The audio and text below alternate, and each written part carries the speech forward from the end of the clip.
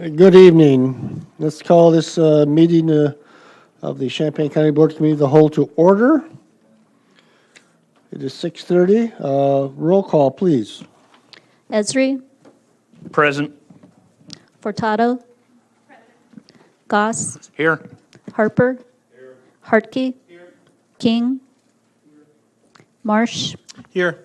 McGuire, Michaels, Mitchell, Patterson, Petrie, Present. Rector, Rosales, Here. Summers, Tinsley, Alex, Anderson, Clemens, Cowart, Cruz, Weibel. Present. Do we have a quorum? Seek approval of the agenda and any addenda. So moved. Moved by Mr. Rosales, second by Mr. Goss. Discussion? See none, all in favor? Aye. All opposed? Motion carries. Seek approval of the minutes of June 13th, 2017. Motion by Mr. Mitchell to approve. Second by Mr. Esri. Discussion? See none, all in favor? Aye. All opposed? Motion carries. Public participation. Just a reminder, you have 5 minutes each. First up is Jeff Baker, is that right? Yes. Please step up to the microphone, and the bottom button on that, please turn that on and leave it on for the rest. There you go. Thank you, Mr. Goss.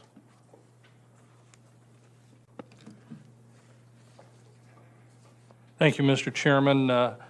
I'm Jeff Baker. I recently semi-retired from the human resources profession after over 25 plus years. Over 15 of those years were with Champaign County employers and included installing and maintaining compensation systems for both a public utility and at least a couple other private employers.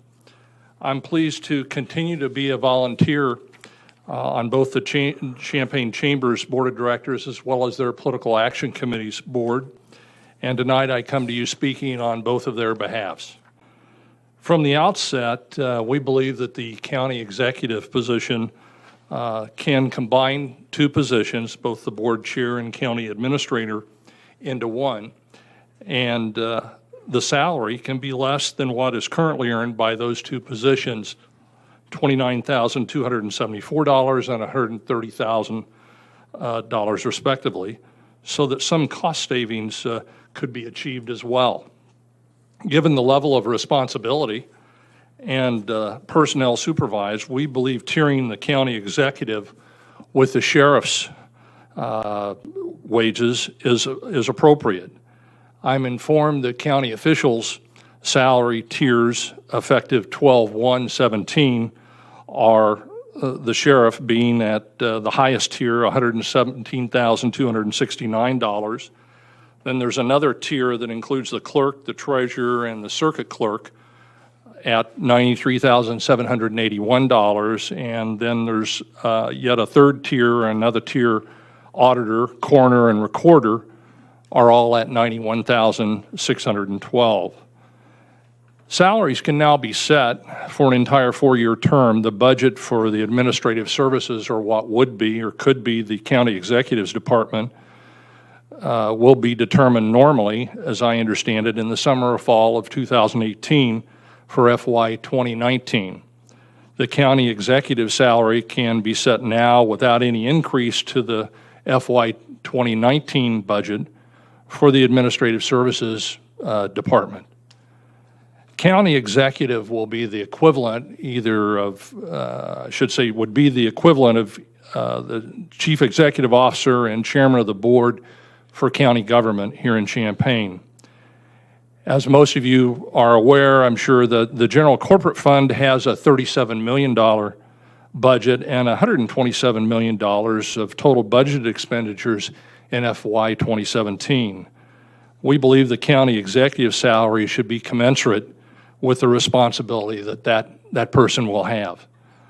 Lastly, it's both would be my observation that it's both a best practice and from a personal experience that an executive salary should be not less than any of those staff members that they would be supervising. Lastly, the county executive position was not just on lengthy wish list of goals last year for either of the organizations that I'm speaking on behalf of this evening. It's very important to us. It's very important to Champaign County. We want the position to be successful, and starting it at a fair and consistent yet competitive salary, we believe will indeed set up Champaign County for the success that we all seek. Thank you for your time this evening.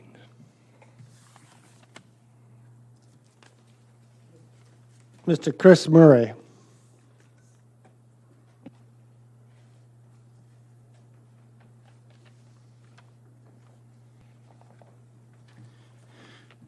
Good evening, Mr. Chair. My name is Chris Murray. I'm the president of the Champaign County Farm Bureau. This evening, I briefly want to touch on the issue of the salary for the county executive as well, which will be elected and take office in late 2018. The county executive will be the equivalent of the CEO and chairman of the board of Champaign County. That has a $37 million general corporate fund and $127 million total budget expenditures for fiscal year 2017. The salary that you set for this full-time position needs to reflect the responsibility of the position and leadership they will provide for Champaign County.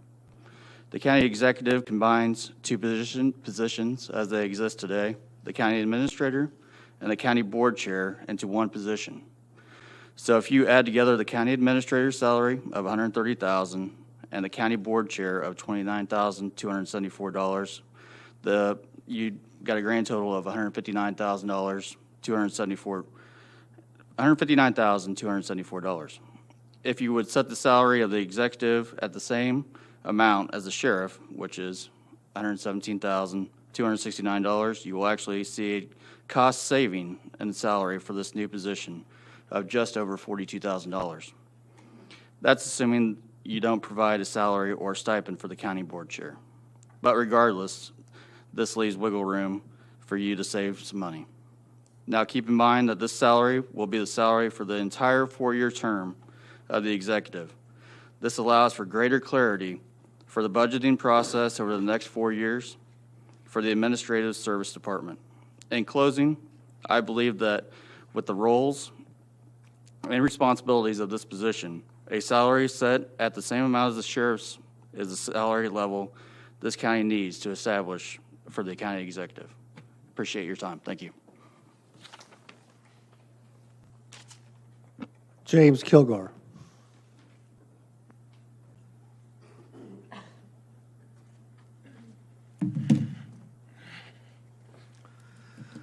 Good evening. I want to respond to the sheriff's presentation at the Facilities Committee last Tuesday. I think it's important that we look at any proposal for building jail cells in a historical context. And if we go back to 2012, 2013, 2014, we'll find that people from the sheriff's office, people from the police departments, particularly Sergeant Joel Sanders from Urbana Police, were traveling the county and motivating for addressing the problem of too many people with mental health problems getting into the jail. And in fact, if you check the April 15th, 2014 News Gazette, you'll find Sergeant Sanders says that the number of calls for Urbana Police dealing with mental health issues had risen from 2011 to 2013 from 163 to 450.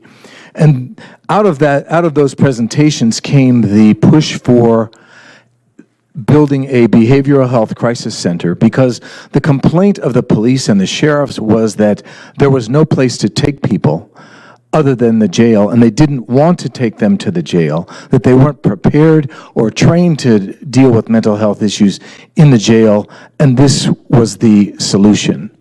And that was the same solution that came from two bodies appointed by the county board, that is the ILPP and the Community Justice Task Force, to look at alternatives to jail building.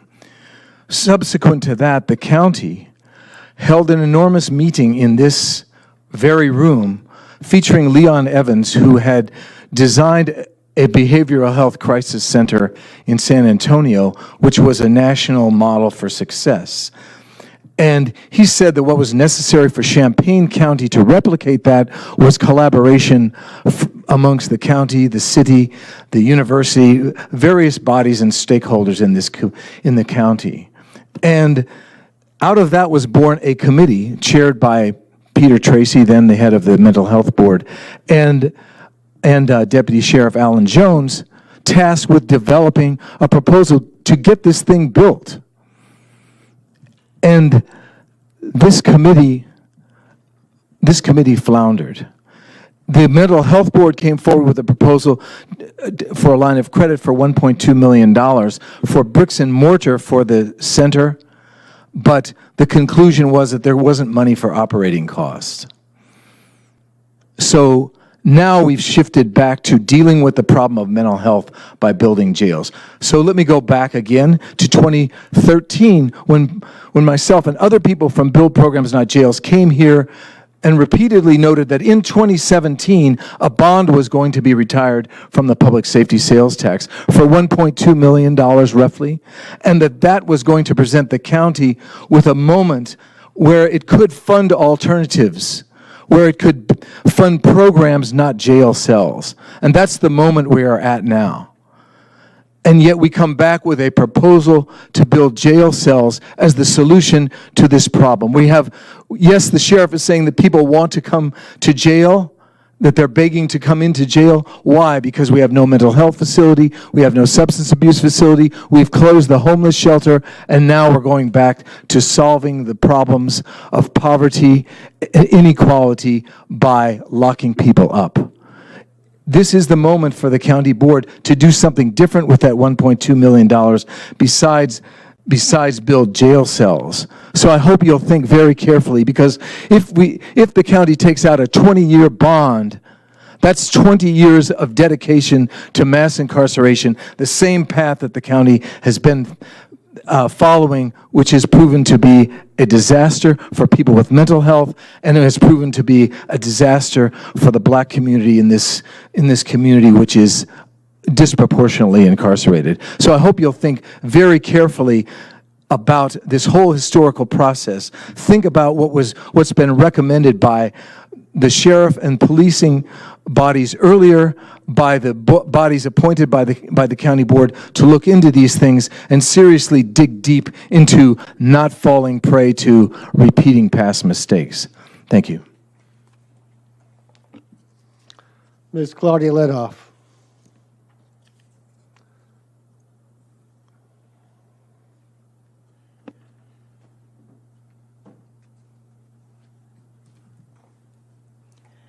Good evening. My name is Claudia Lenhoff, and I'm the Executive Director of the Champaign County Healthcare Consumers, and I'm here to speak to you this evening about the Champaign County Nursing Home. I've spoken to this body before, probably about a month ago.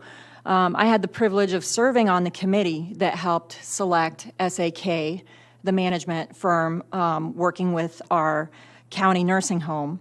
I attended the Champaign County Nursing Home Advisory Board meeting last night, and I was very impressed with the update from SAK. It is very difficult to turn around a healthcare organization. These organizations are extremely complicated, not just in terms of financing and regulations and all that, but they're very complicated.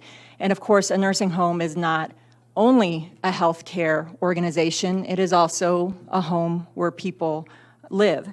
So I was pleased with the progress that I heard from SAK yesterday. And, but I have also been hearing a few county board members say that SAK was hired to get the Champaign County nursing home ready for sale.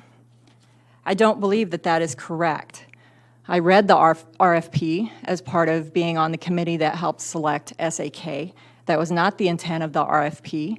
The intent of the RFP was to find a management company that could help manage the nursing home. And SAK was selected because of their extensive and impressive experience with working with distressed nursing homes. I spoke here about a month ago or so when you all were considering a contract also for a broker. And I expressed my concern about embarking on these two contracts at the exact same time. And I understand why the county board chose to do that, and I understood that there's a due diligence process with the brokerage company and so on. But one of the very important things that came out of that meeting and out of me expressing those concerns is that I heard from virtually every single one of you, almost every one of you, who talked about that you felt that it was your duty to explore all options and that contracting with the brokerage firm did not set you necessarily on a set path, and that it was not a foregone conclusion that because you contracted with a brokerage firm that you would necessarily be selling the nursing home. That's what y'all said. So I wanted to remind you of those reassurances, and I want to be able to take you all as a body at your word and just encourage you to be cautious in your deliberations, be cautious in how you move forward. I know you're struggling. I know this is really tough. You have a great company who's in the home managing, and they have a lot of work to do, and it's not going to happen in a month. It's going to take them time. They're trying to turn around a very important community health asset, and I would just urge you to please not jump to the foregone conclusion of that we're on a path for sale. I know you have to explore all options, but please, I hope that that does happen with integrity. And I am personally excited to see what SAK can do in the coming weeks and the coming months. Thank you. Is there any other public participation? Seeing none, we'll close that. Are there any communications from the board members? Okay. Let's move on to Justice and Social Services. Mr. McGuire, for the last time, hopefully. Maybe. For a while. Well, thank you. First, we'll start with Rosecrans Reentry Services report and a letter. I'll just direct you to the letter and say a little bit about it. It talks about a discussion of possible sustainability plan to ensure fulfillment of the obligations of Rosecrans and general reentry caseload. Goes on to talk about how the case manager had left. I want to report that they've found another case manager for the program, so that those responsibilities will continue, and that they'll broaden. In this letter, they discuss also that they're going to broaden the scope to include behavioral health. So I wanted to update you on that. It discusses the timeline of the contract, which obviously will be coming up as we move forward with the budget. Further, we have our monthly reports. You can check those out yourself, and without objection, we'll place all of those on file. And I have no other report. Any questions for Mr. McGuire? All right, thank you. Good job. Next up is finance. Since both our chair and vice chair are absent, I've asked Ms. Shana Cruz to take over this. All right, so we've got the treasurer's monthly report for June and July. The report is listed there. Without objection, we'll place it on file. And the county treasurer is here, and he will do the cash flow projection report presentation.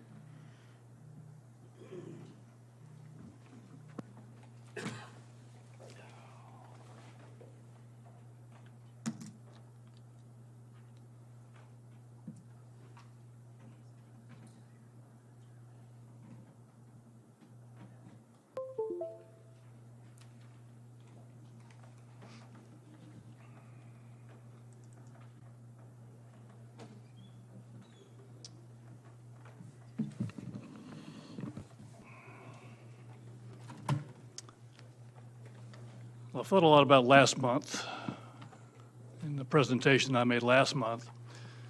And several of you had very good questions, and particularly Mr. Alex had some good questions. And I've thought a lot about those questions, and I came to the conclusion that if I've confused Mr. Alex, there's something wrong with my reports. So I've tried to strip it down a little bit. I've tried to change the report, tried to make it a little bit more user-friendly, and I'm going to try to, and I've added a couple of reports also that might give you an overview of where the nursing home is in certain places. So let me start. So July is I don't think we're going to learn anything from July. I think it's kind of a transition month, and I'll show you what I mean. So if we look over here on the right, in July, the payables were $262,000. And if you look to the far right, the average that we would have expected that month to be would be to pay out $527,000. So we only paid out $262,000. And if you look down at revenue, $777,000 against, at that time, the average for that month would have been $918,000. And I don't read anything into that other than that we've transitioned from MPA to SAK. And I, too, am excited about SAK, and I think they're going to do a good job for us. So with that understood, I'm not going to waste too much time to try to tell you anything about July. It is what it is. It does skew the numbers going forward because the averages, of course, would go down. But as of today, after the end of business today, the nursing home's cash balance is $359,000. We still have a payroll to do that we're going to do this week of $235,000. And you can see so far this month, payables are $173,000 of the $489,000 that we anticipate spending.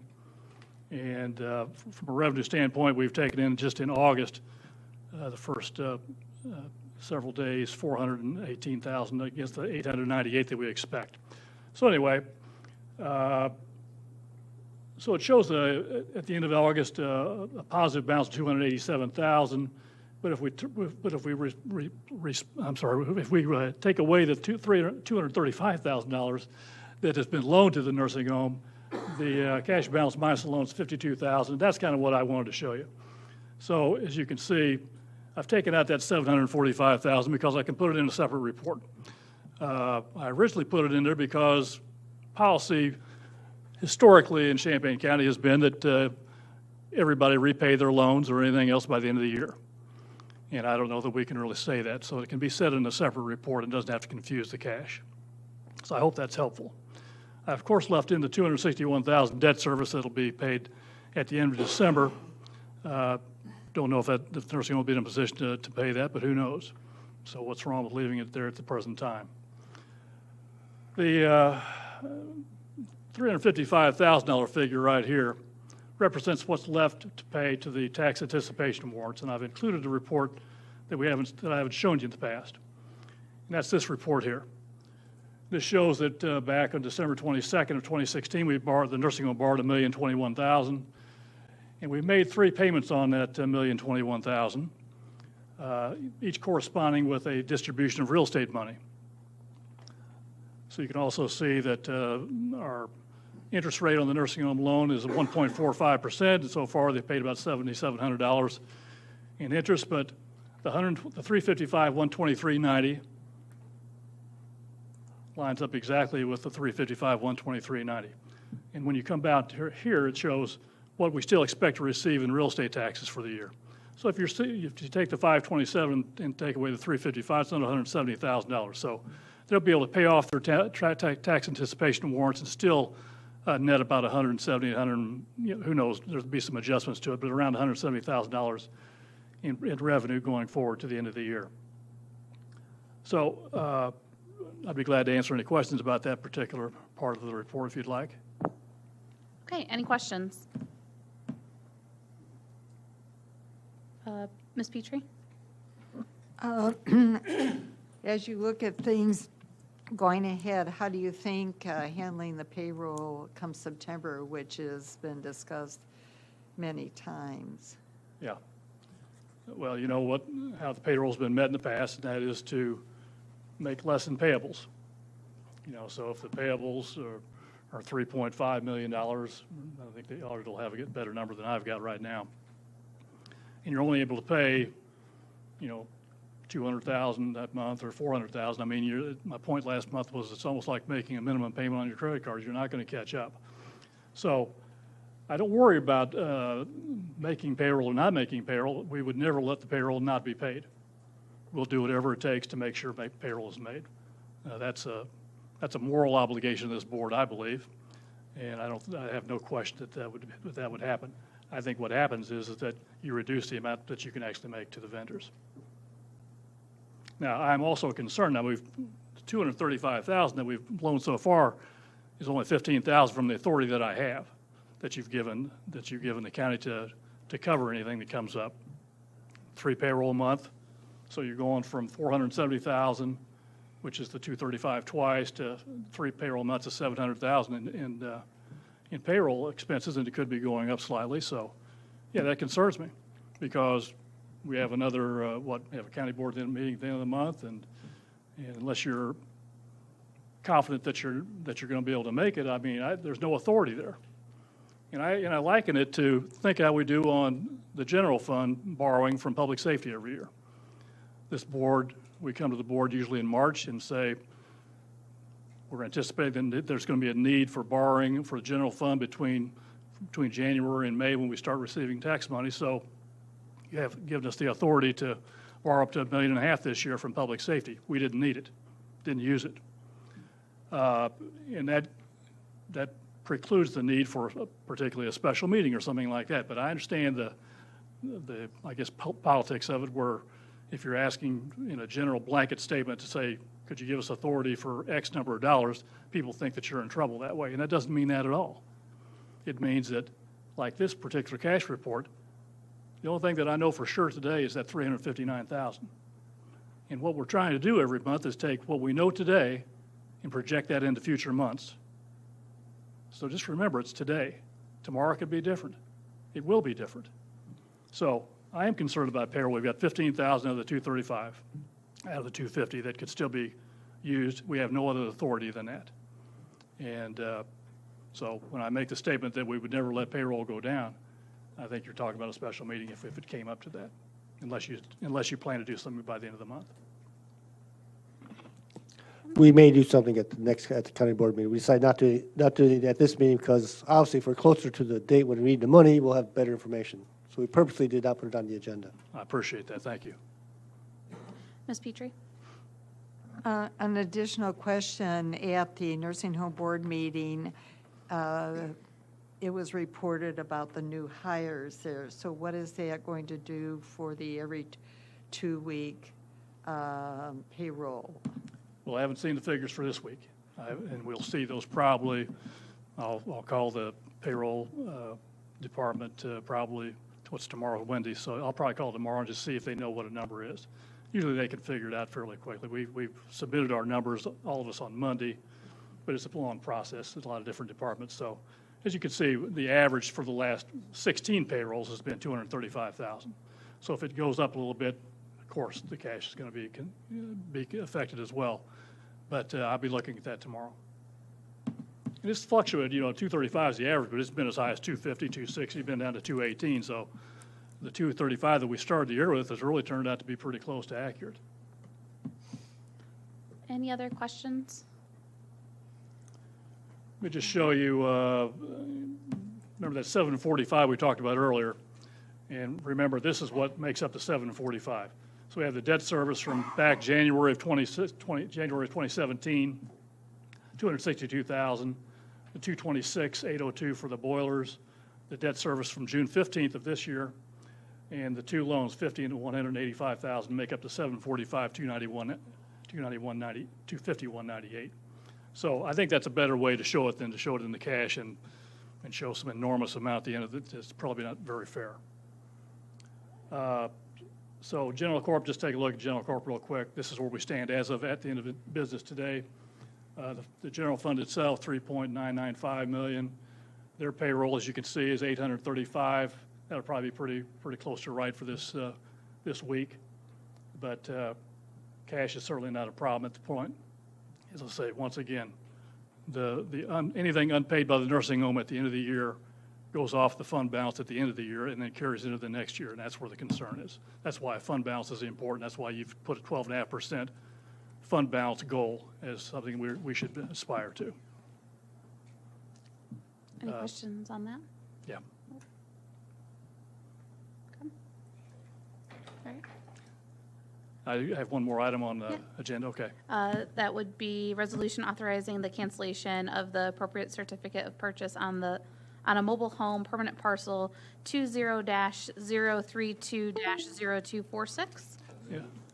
And I'll just point out that whenever you see these from time to time, and this is a mobile home particularly that went to the taxes were not paid, goes to a tax sale, nobody purchases them. The trustee takes it, and the 2.5-year to 3-year redemption period expires.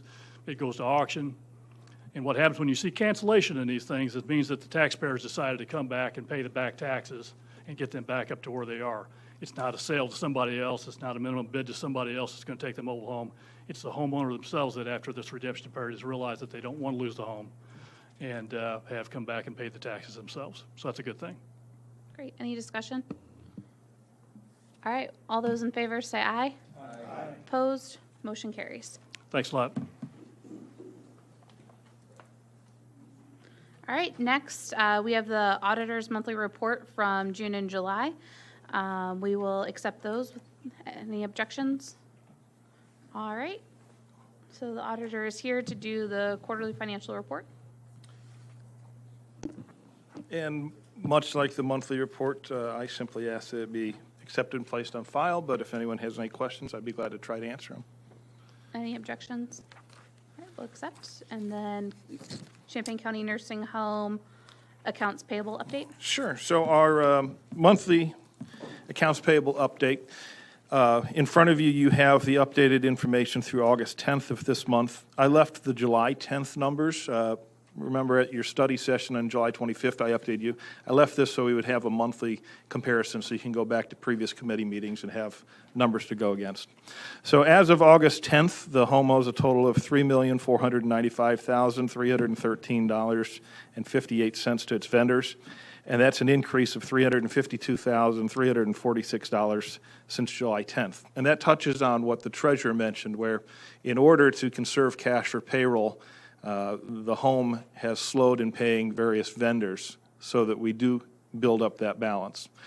Typically, the month-to-month increase has been around $130,000 to $180,000. So this was a sizable increase during the month of July. And one of the things that we did notice in the auditor's office is that as we have transitioned with SAK, and they need to take their time to understand their vendor list and who they're paying and why they're paying and what they're doing, the weekly check runs have been smaller amounts because they are getting acclimated to the challenges that they're facing. So it's been pay the people that we had to pay right away and try to figure things out so that they understand it. So I believe that's part of the reason why we see a large increase this time. SAK, I have to echo some of the compliments that have been made. We are in constant communication with them, and they ask good questions. We ask good questions of them, and I've been quite happy in working with them. To update you on what's owed to the county, the main increases were in IMRF and Social Security, and then the self-funded insurance. IMRF and Social Security obviously are payroll taxes that the county pays up front, and then the nursing home pays us at the end of the year with the tax anticipation warrants. Self-funded insurance saw the large increase because the yearly tax bill was added, or the yearly insurance bill was added into that. About $120,000 accounts for one billing on that. Our additional, we have the loan from General Corporate Fund for the boiler, the reimbursement for debt service. Those are unchanged, as is the information about the $235,000 that have been loaned to the home on the most recent loan. And so the increase to the funds owed to the county was $83,362. To touch on the companies that are owed at least $100,000 or more, I previously reported to you that we are in a payment plan with one vendor. We have entered into a payment plan with a second vendor, which is amongst these large vendors, to try to bring those down and bring us into their credit terms. They were no longer willing to extend us credit, and so to avoid legal action, we have worked with the administrator's office and with the state's attorney and with SAK to enter in agreements with a second vendor to pay that down. So right now, we have 2 vendors alone that are taking $80,000 a month in order to get caught up with them. And that goes right off the top. As the treasurer mentioned, we are still concerned with the 3 payrolls in September. So if anyone has any questions, I'd be glad to try to answer them. All right, Mr. Herkey? Yeah, JJ, when you list the accounts payable for the nursing homes, that number you gave us, does that include the amount owed to the county in that number, the 3.2 Sure, whatever let me million? go through that, because it's, the 3.45 million includes the numbers that are listed there owed to General Corp, Highway Fund, et cetera. It does not include the loan numbers, so the loan for the boiler, it does not include the loan for the $235,000, it does not include the debt service. Okay. And then the other thing, can you tell me at the same time what the accounts receivable for the nursing home is? So accounts receivable is something that it's mostly handled by the nursing home. So I can only report to you what I have most recently seen. It's not, I wouldn't take it as gospel, but the last report I saw was $4 odd million. But that's not something that we actually handle, because it's really the home's responsibility. I will ask them when they come up. Yes, they would be the experts on that. Any other questions? All right. And then we've got the Champaign County Nursing Home interest and late fees? Or did we already cover that? Sorry, that was basically just for your information. The question was asked during the study session by Mr. Anderson. I just wanted everyone to have a copy of that. So since I reported it back to him, I wanted everyone to be informed of it. Great, thank you. Mr. Anderson? So as I read this, as of January of this year, it's approximately $30,000 already in interest that we're paying out to vendors because we owe them. Right. And it'll probably double by the end of the year, one might assume. It appears to be trending that way, yes. Right. And if I could just ask. Now, I will say, one of the vendors that we have entered into the payment plan is a very large portion of the interest. Good. And so if we can get them paid down, that number actually would not be increasing as we enter it. A lot of these, the 2 settlements that we've entered into, they've been willing to work with us on late fees if we enter into these settlements. So it should reduce that amount. Yeah, I look at a number like that, and I'd have to do the math, but say it's a half a year of a resident in a bed that we're paying interest, and we're not being able to do other things with that money. So as I read your reports, the 3.5 to that the home owes its vendors, and the total obligation to the county is 1.7, so the home basically owes $5.2 million. Correct. Thank you. Any other questions? Mr. Marsh? Just to follow up to Mr. Hartke, and I know you said that the home handles that, the accounts receivable. How do we get a estimation on how much of that accounts receivable should be written off? How much is actually receivable? I know some of it's more than 2 years old. And how do we get to that number so we can really have an understanding? Because it's a pretty large number. Sure. Either way, and if there's a big chunk of that that's write-offable, we should know that too. So that is something that my office has inquired of our outside auditors. Right. Because it's something that they actually make those type of recommendations to the county. They make the same recommendations for the Regional Planning Commission on the various business loans that they do, and some of those loans, unfortunately, don't pan out. Right. So we have, with our previous auditors, inquired, and Clifton Larson Allen chose not to really, their belief was that those funds were collectible at those times. We have new auditors this year. We have not received the recommendation yet. All right, any other questions? All right, thank you. All right, next up, we have a statement of cash flows through May 2017 and June 2017. Is that by SAK? Okay. All right, so if you'd like to come up. Yep.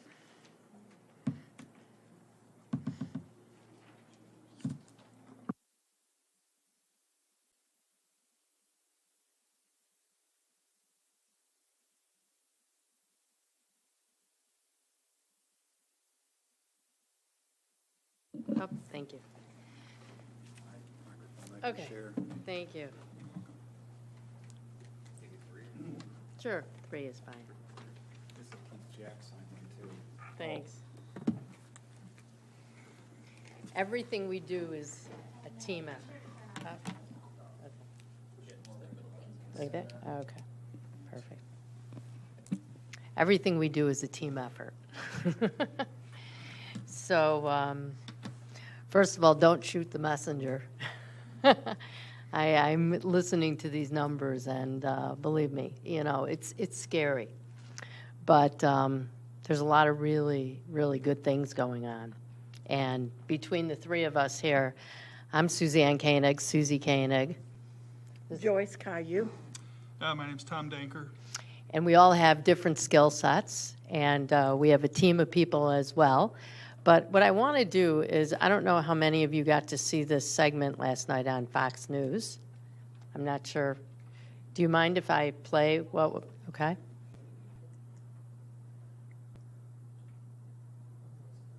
To sell an ongoing debate over the Champaign County nursing home. Several county officials are in favor of the sale, claiming the county can't afford to foot the bill when it comes to covering the facility's expenses. But the county board members who oppose were quick to respond, asking everyone to be patient and give the new management firm time to turn things around. Fox Champaign's Jacqueline Francis got an inside look at the Champaign County nursing home. And she shares how this debate has residents shaken up.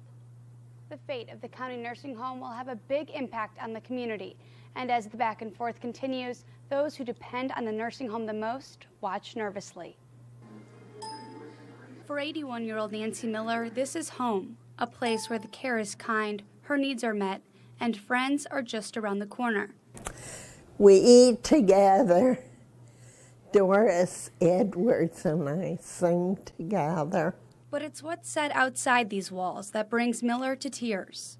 We don't know what's going to happen or happen to us. The possible sale of the county nursing home presents a lot of unknowns. And I think for everyone out there to realize that when they talk about it, it is disruptive for the residents and for the staff. This is their home. The residents come here because it's their community. Suzanne Koenig's firm manages the nursing home. Her team was hired in July to turn around the home's finances. Looking at all the contracts that the facility had for several years and whether or not they're cost effective. Koenig says the progress made in a matter of weeks is proof this can work. For example, the firm has found ways to cut costs by restructuring contracts and looking over all vendor agreements from food to pharmaceutical services. Koenig hopes Champaign County will come to embrace the nursing home and all that it offers. You never know what tomorrow brings for anyone, and I think it's important to know that this facility can provide really good quality services in a wonderful town. Something Miller seconds. They can trust the people in charge, and I pray that they will. Looking ahead, county officials are most concerned about covering the nursing home's expense in September, when there are 3 payrolls to be made. Reporting in the studio, Jacqueline Francis, Fox Champaign News at. Add style to any room in your home with a rug from. So, thanks for indulging me. I just wanted to show you that there's really a lot going on, and this is the first of several interviews that you're going to hear about. Another one took place today that will be on the 10 o'clock news on Channel 3, WCIA. And we also met with John Meadows from WILL this afternoon. So I'm interviewed out. But the good thing is there really is a great story to tell. And there's a lot of things going on. And I just want to tell you some of the things that are going on, and I want to be able to answer all your questions. And again, we've been here only 45 days. and there's a lot of things that happened to get to this place that you're at, and it took a long time. And we've been in there 45 days, and we've made a lot of headway. And we're still building ourselves out of what we have. But I think that you should all know that the facility, I think you're well aware of some of the citations that the facility had received over the past several months. We had the Illinois Department of Public Health at the facility last week, and we cleared every violation that the facility had that was outstanding. That's a very short period of time, and I will tell you that not only is my team responsible, but Kim Colebrook, the administrator that's sitting behind her, and all of the staff at the facility. We have a renewed feeling at the facility that staff members now are really, really motivated to really do a great job. And there's a lot of training that was missing. We've provided a lot of that training. We're continuing to provide a lot of that training. And we're working through a lot of the issues that we walked into and we have found ourselves with. Yesterday, we also spent a few hours at Presence Hospital, soon to be OSF, and we met with all the discharge planners and all of the nurses and presented to them, explaining to them the admission, understanding the admission process and the survey process from the skilled nursing facilities perspective. We have our presentation here. We're happy to provide that for anyone that wants to see it. We did give continuing education credit to all of the licensed nurses as well as the licensed social workers that were in the room. That's a pretty wonderful thing for them to have. Their licenses expire this November 30th, so we're offering this as a service on behalf of Champaign County Nursing Home. We are also working with and sponsoring, not financially sponsoring, but sponsoring with our name, Champaign County Nursing Home, as a sponsor with the University of Illinois. I'm a graduate from the University of Illinois School of Social Work, and I'm actively involved in the alumni board, and we are going to provide a continuing education seminar, conference, including the medical school and including some of the other healthcare sciences groups for all of the healthcare businesses throughout Champaign County, Iroquois County, and all the surrounding counties, as well as the Alumni Association.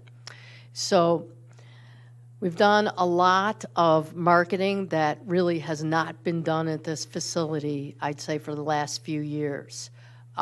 We are pushing rolling out a brand new marketing program very shortly at all the healthcare referral agencies.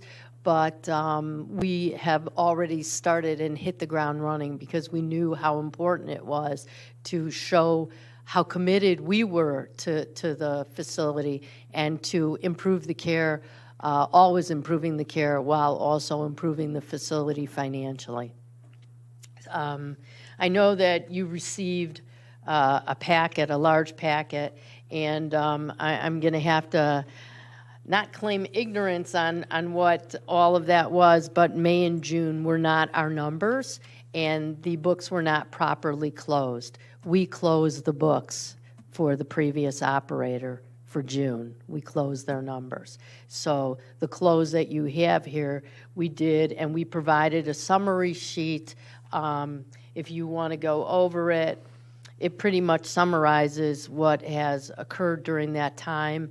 I can't answer why. I can't answer anything that's happened in the past, but I can tell you what's going to happen in the future, because that's really what we're here to help explain to you and let you know that there's a very committed team going forward to do that. We have hired, as we said yesterday, 13 brand new CNAs, but that's because we had probably 15 CNA openings at the facility. And what did that mean? That meant that we ran last payroll 900 hours of overtime, time and a half, that clearly inflated these last few payrolls. Was it something that, you know, sure, overtime happens in homes all over the country, but now with our people that we've just hired that we're onboarding, we hope to lower the overtime. We say 50%, but after all of our meetings with staff over the last several days and weeks, we think that we have a committed group of staff members on board. As a matter of fact, when the TV cameras were in the home today, we had some employees chasing them down, telling them how they wanted to talk on camera to let them know what the changes were in the facility. So there's a lot really going on there. You're going to be seeing a lot of feed. We've allowed the TV groups to come in, the different stations to come in. And we've only had really 2 residents that have talked on camera, one which will talk tonight, and this lady who had spoken last week.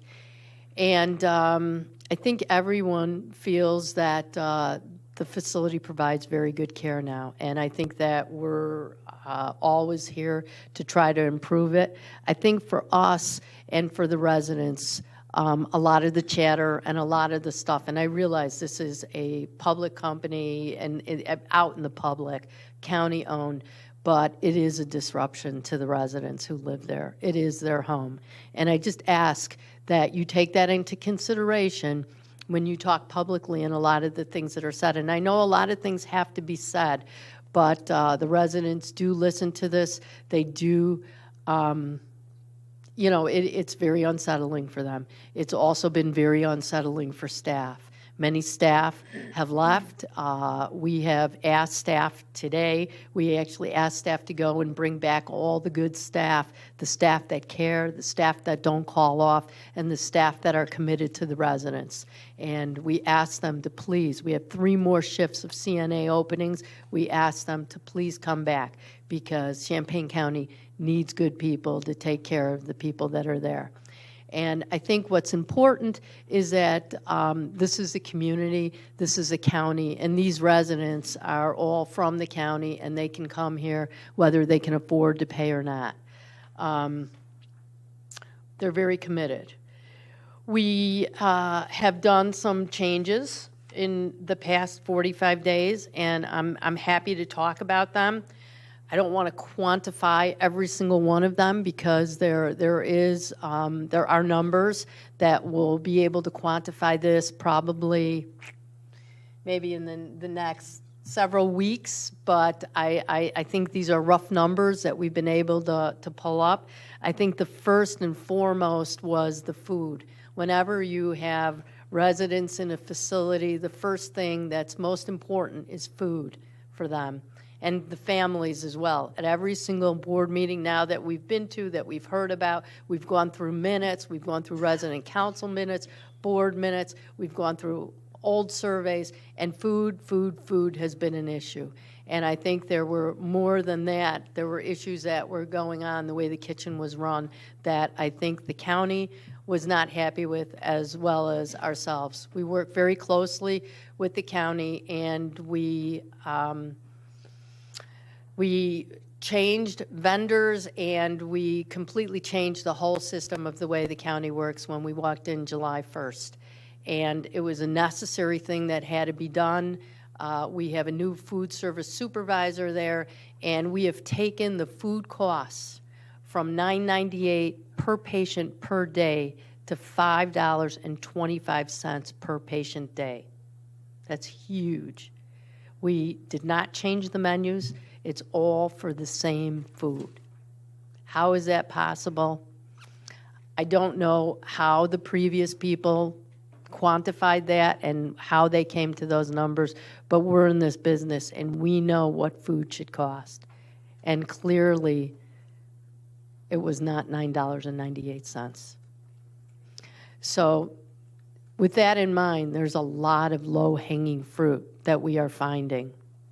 And those numbers, everything adds up. And we have also taken all contracted positions, mostly positions that could have been hired in-house, the MDS consultant, the director of nursing consultant, and we had a business, RSM McGladdery, business office consultant. We no longer have those 3 consultants. Those 3 consultants were also double or even triple what an employee cost should have been. We have brought all those positions in-house, and we have a new administrator, as you all have seen here. She worked for us in one of our other facilities not far away outside of Peoria that we were running. She's local. She's from Urbana. Our director of nursing is local from Urbana, brand new director of nursing that's not brand new to the community. She's been running facilities in this community as well, but she's joined our team. We brought her in, and we've hired an MDS nurse, no longer a consultant. So significant, with all of that added up.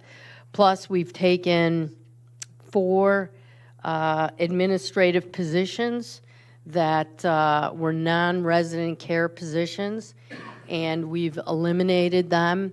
As of yesterday, we announced the elimination of those positions, and we've combined positions wherever we had openings in other areas of the facility. We've offered these same employees positions to be able to work and still stay with the facility if they chose to. We plan on reducing overtime because all we had to do was just hire enough people to come to work. And, it sounds a little simple, but there's a lot of technical things also that are going on that we're looking at. On the accounts receivable side, there's a lot of things that are still unanswered. I'm going to let Tom Danker answer some of the financial aspects of it, but let me just tell you that Medicare Part B billing, we're catching up from October of 2016. So just knowing that and knowing what's out there, we are hurrying up. We have many staff in our corporate office that are just billing and trying to do catch up. We've had a vendor literally hold us hostage this last month, which JJ so eloquently said that we, yep, to all of our heads, and it was absolutely rude. I don't usually talk publicly in a forum of someone the way they and we were new, and if that were me, I would have tried to work with a new group. So we're working with them right now because they held our therapy logs hostage, and we need that to bill our Medicare, and we have not been able to do that yet. So our accounts receivable for August will probably come in a little bit later, but we are going to work out a plan to try to work with these people if we can. Otherwise, we'll figure something out. We've had ideas going back and forth. I know that Rick Snyder has been absolutely wonderful to work with, as well as JJ, who I've never met in person, but we talk on the phone. So everyone else, really, we appreciate the county support, Barb Mann, just everyone. It's been really an eye-opening experience for us. We do this. We've been doing this for years. We work with facilities all over. I will tell you, I've never seen such a beautiful facility with so much potential that this facility has, with so many now committed employees. And if they weren't committed before, they're committed now.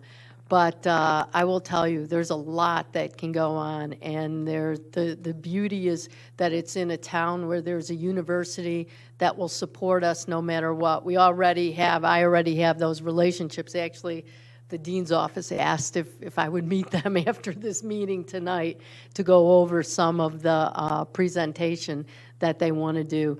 But it truly is remarkable, and we appreciate the opportunity to work with all of you. We think that there's really a lot of things that can be done with this home. The only thing that I do ask is just, it is, and I'm going to say this all over the TV cameras, that it is disruptive to the residents who live there and to the employees. And the employees really asked me to tell all of you that, because they really want to stay there and they do want to work there. And the residents want to stay there too. So I'm just telling you how they've responded. And Joyce, if you want to talk about any of the clinical issues, Joyce is also a nurse and a licensed nursing home administrator. Our focus is on quality of care, really trying to improve the care that's provided from the bedside to the clinical. And as most people have heard, we're really watching those returns back to the hospital.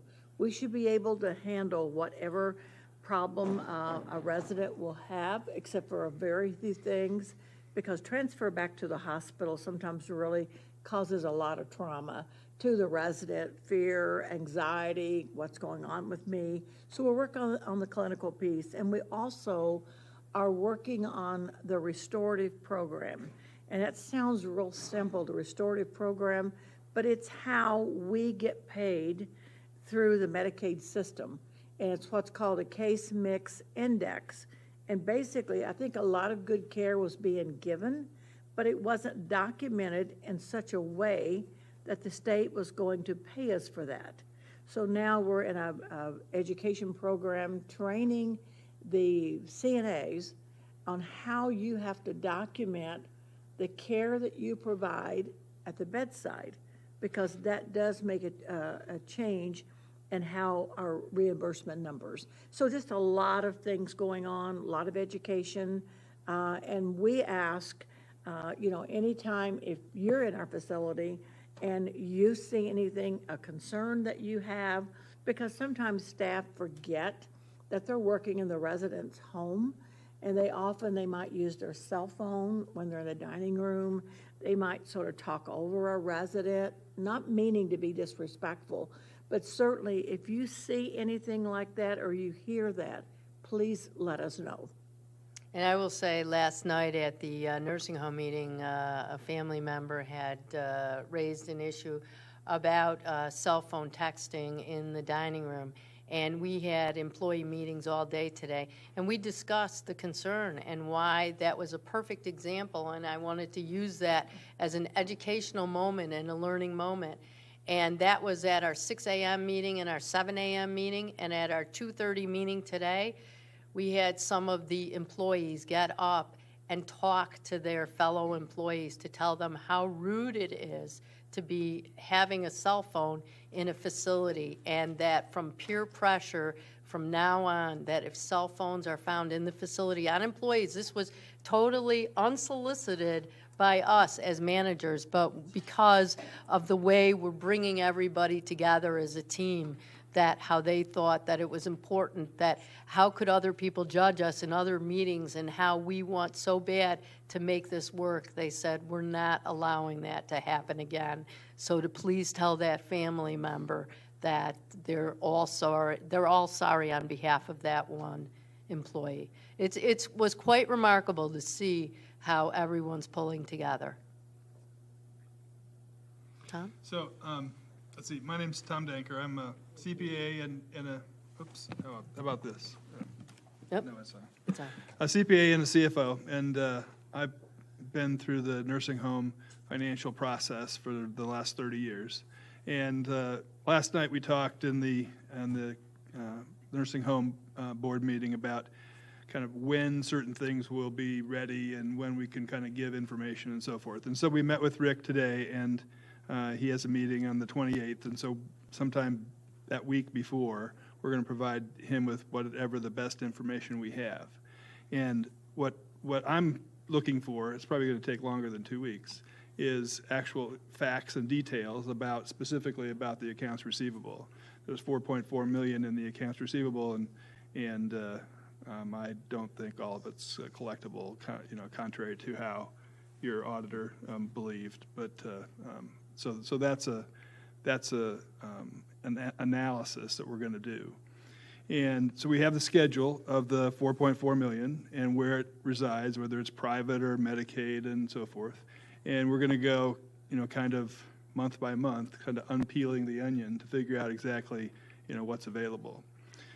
There's a kind of a rule of thumb that if you bill within a year of what your dates of service are, you should be able to collect all your government accounts, because there's a timely filing limit, and the government has strict rules as to how to bill and how to collect and what the rates of pay are and so forth. And so there's Medicare and Medicaid that are within that window of the 1 year, and so those are kind of targeted amounts. So we're going to look at each payer group, and I think Susie said that we billed Medicaid in July for June, and there's 263,000 in receivables that are like 4 times as much as what the prior months have been. This is all catch-up that we're just trying to do. So every month, you're going to probably see a lot bigger returns. I don't want to be held to any number because we don't even know. We're just doing everything we can to catch up everything that we can find. So we're going to go through the analysis and figure it out and come to some conclusions onto how much that 4.4 is available. Talk with the new auditors and meet with them and kind of go over their thoughts about that and our thoughts about that. Look at the data and come to a conclusion. The 3 payrolls in September are kind of on everybody's the end of everybody's tongue, and so we're going to try to gain as much cash out of that AR between now and then. I don't know if it's the first weekend in September is the first payroll that's due, but we're going to come up with a cash flow forecast to see exactly what the receivables can contribute to those 3 payrolls. And I received a schedule of all the cash flows. There's a cash flow schedule for the last 6 months, and so we can kind of look and see how that's unfolded and how we can project using some of those numbers on the expense side as well as on the receivable side. And so we're looking for the facts and details, and it's probably going to take a little while to get there, but we'll get there. Any questions? Mr. Goss. Thank you. First of all, thank you for all that you've done. I think you've moved things in a positive direction for the first time in a long time. I hope that residents feel that things are better, because it's ultimately about the residents. And I think from the county perspective, it feels like you're moving the ball the right direction.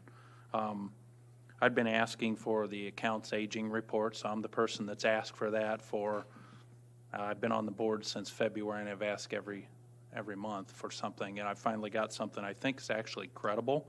So I had a couple of questions and a couple of comments. I was really upset to learn that nearly 55% of our AR is over 7 months old. You're telling me that if we get it billed inside of a year, we've got some pretty decent shot at collecting it. Some of it may have been billed. Some may be billed. It's just in the long term. We've got 48% that's more than 12 months old. That's 2.15 million.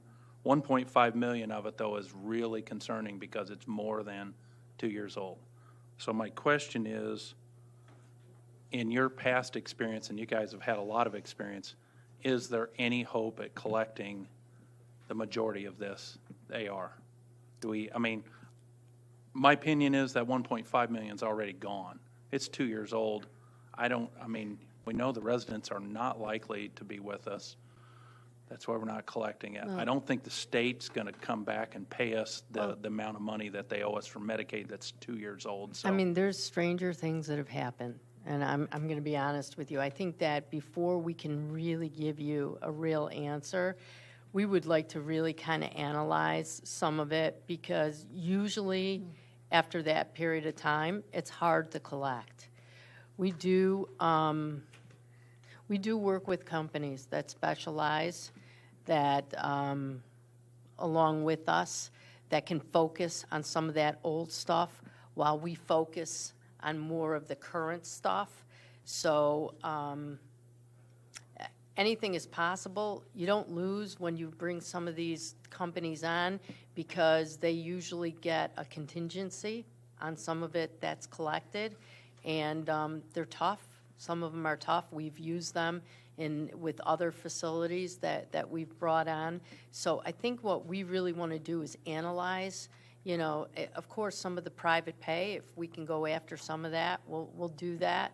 Mostly government money is hard to go after, but believe it or not, a lot of the Medicaid, you happen to be in the hub, the Macon County hub, which became very dysfunctional over the past That's what year we've or been so. told.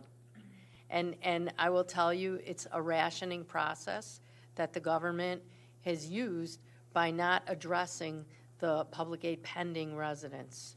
So there are public aid pending residents that have been pending in the state of Illinois for a year and sometimes over a year that still are gonna hopefully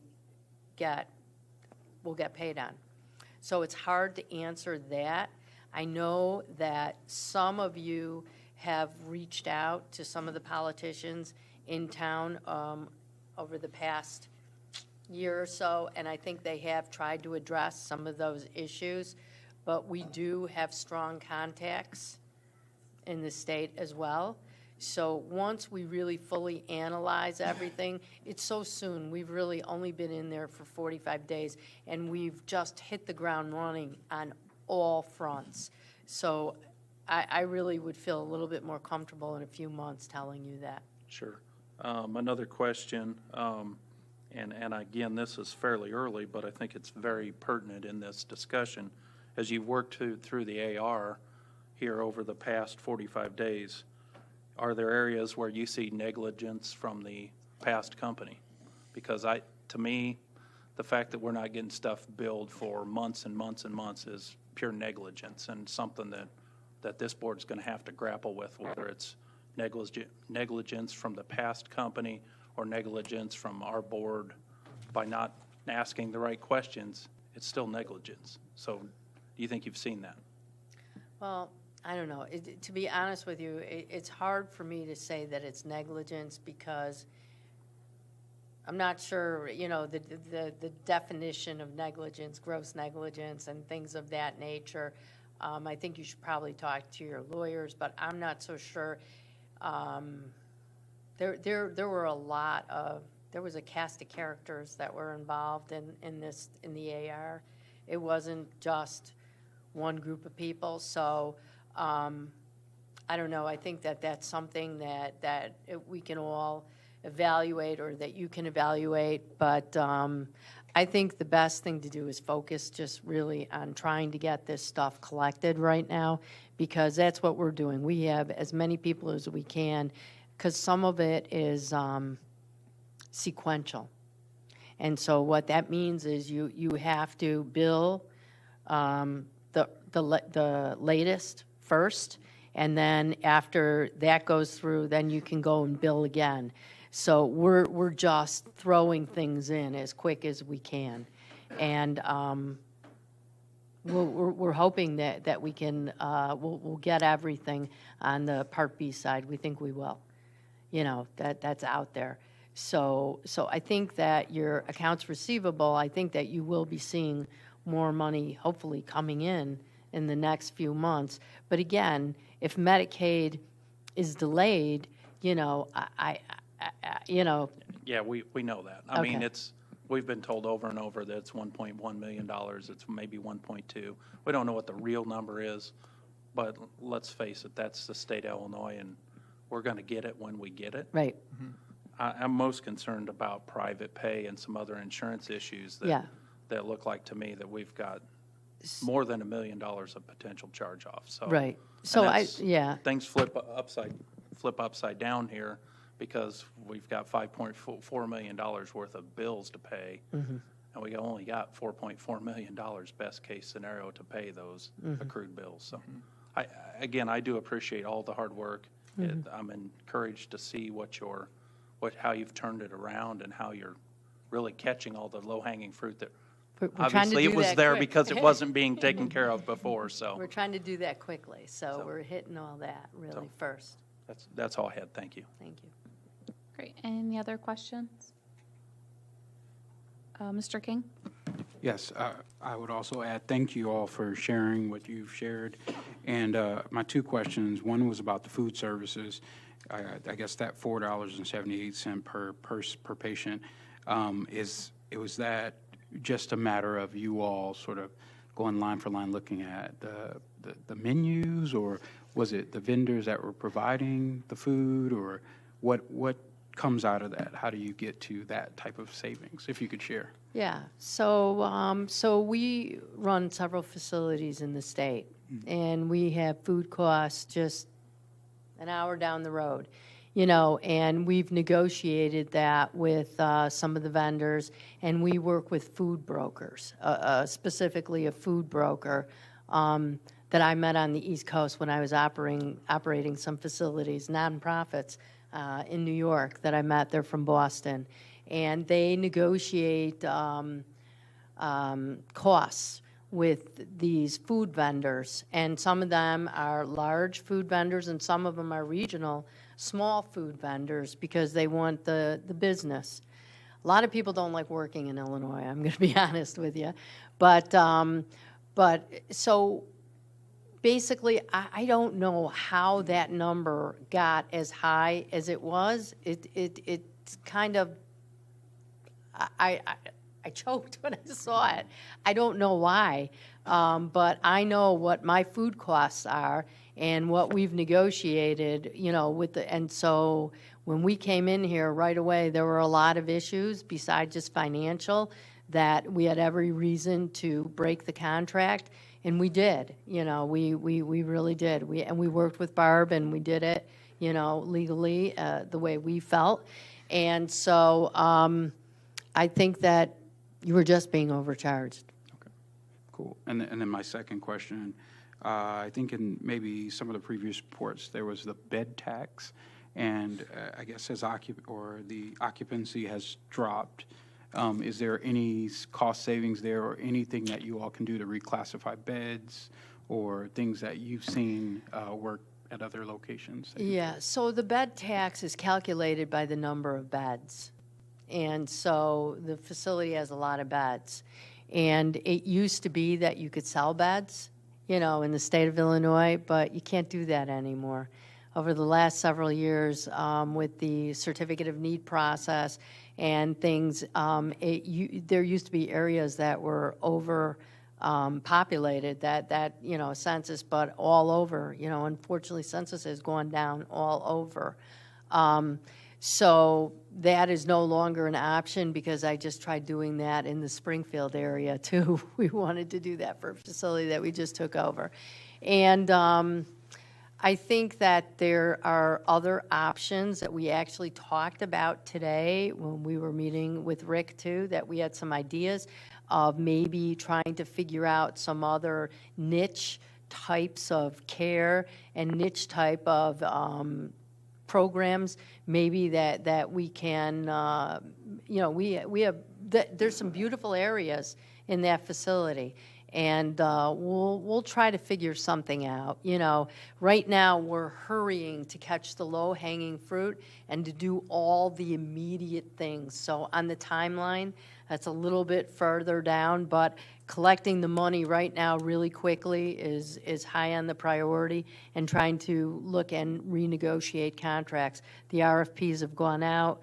We're working diligently on that right now with pharmacy and finalizing the food. Not pharmacy, I'm sorry, medical supplies. But we're also looking at pharmacy. Pharmacy's on the list. Yes, we've already talked to the pharmacy, and the pharmacy knows who we are, and so they immediately sent me an email today and said, guess what, you now have 120-day payment terms. So, without even asking, I think they're seeing that we're here, they know what we're doing, they know who we are. So, if anything, we're gonna work through some of those issues. Many of them want to stay on and still provide, some of the services. But we're going to do what's best for the residents and what's best for the county. Great. Any other questions? Mr. McGuire? Thank you. Yeah, we had a few conversations the other night, and I think you're right. In just about a month and a half, you've done more to improve the living conditions for the residents than I've seen in 10 years. I guess I've only been on the board for about 5.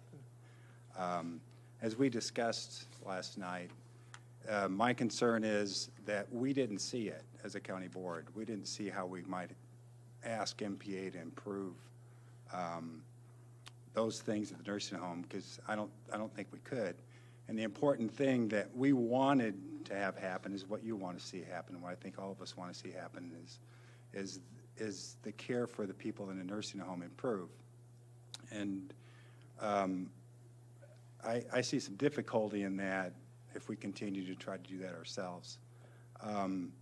We still have the issue of the state.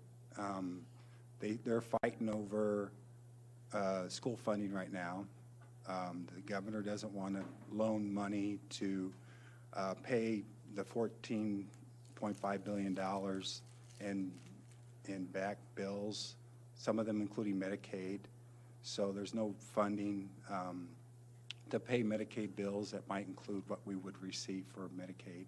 I think in the future, probably not too long, year or so, that will help those that the nursing homes that are owned by county governments. We unfortunately, as a county government, can't borrow money like a private institution can for low interest loans of 3 or 4%. And you know these things. I'm more repeating it for the public, and then get 13 cents on the dollar from the state. So we have that continued disadvantage. And I don't blame the county. We have some good people on this county board to help try to run this, obviously. But it's become too complicated for people that do this on a part-time basis as the county board members to,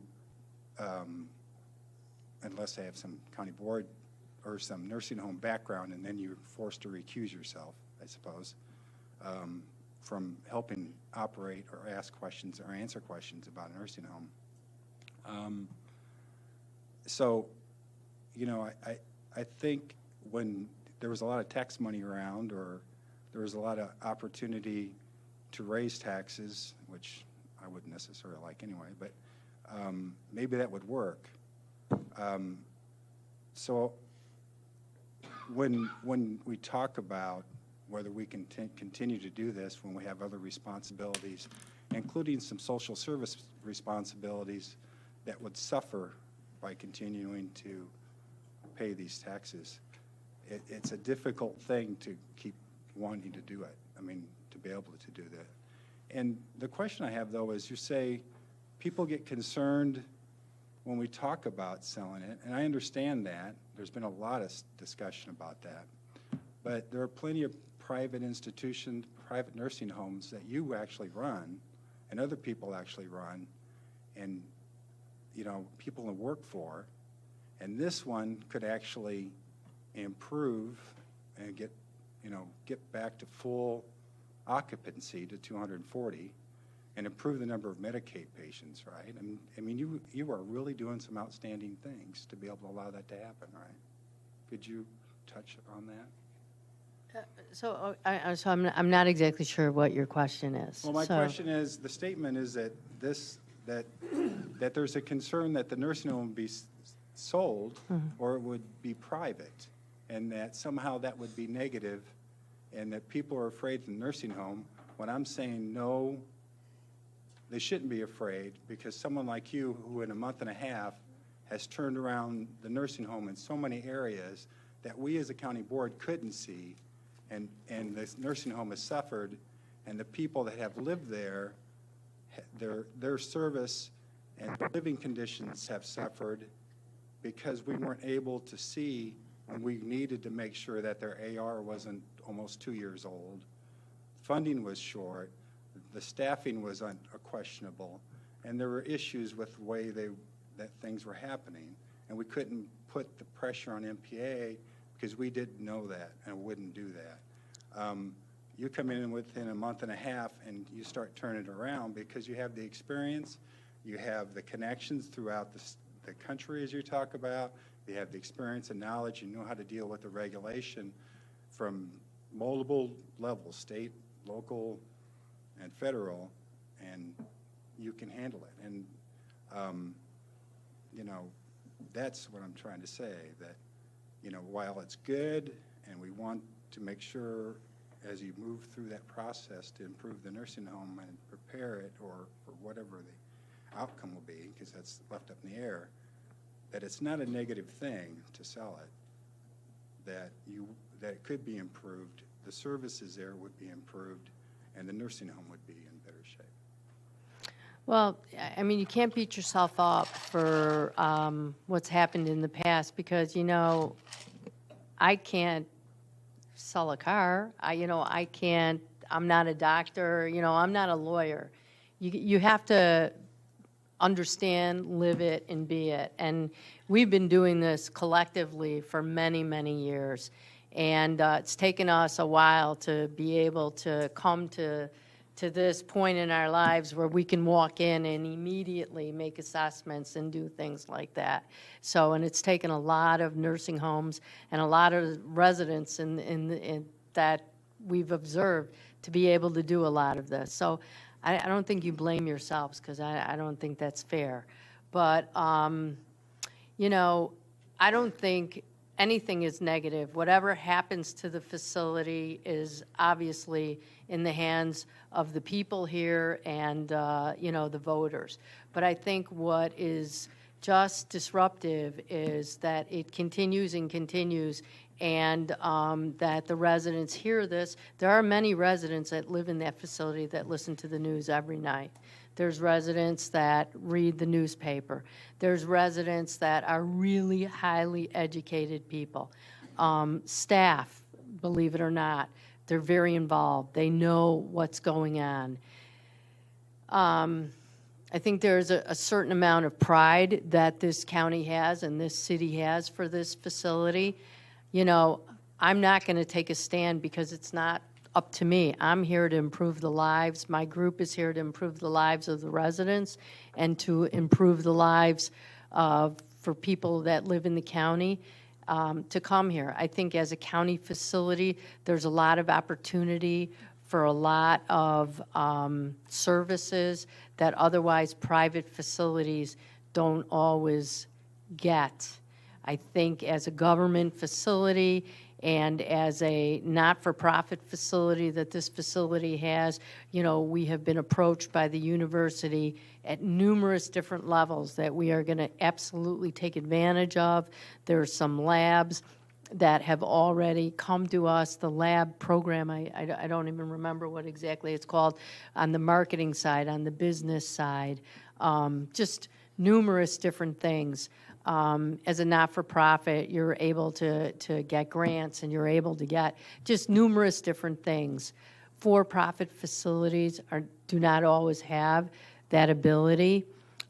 Yes, for-profit facilities sometimes run better than not-for-profit because they go in and they squeeze every penny they can. It doesn't make them bad people. I own facilities myself, and they're private facilities.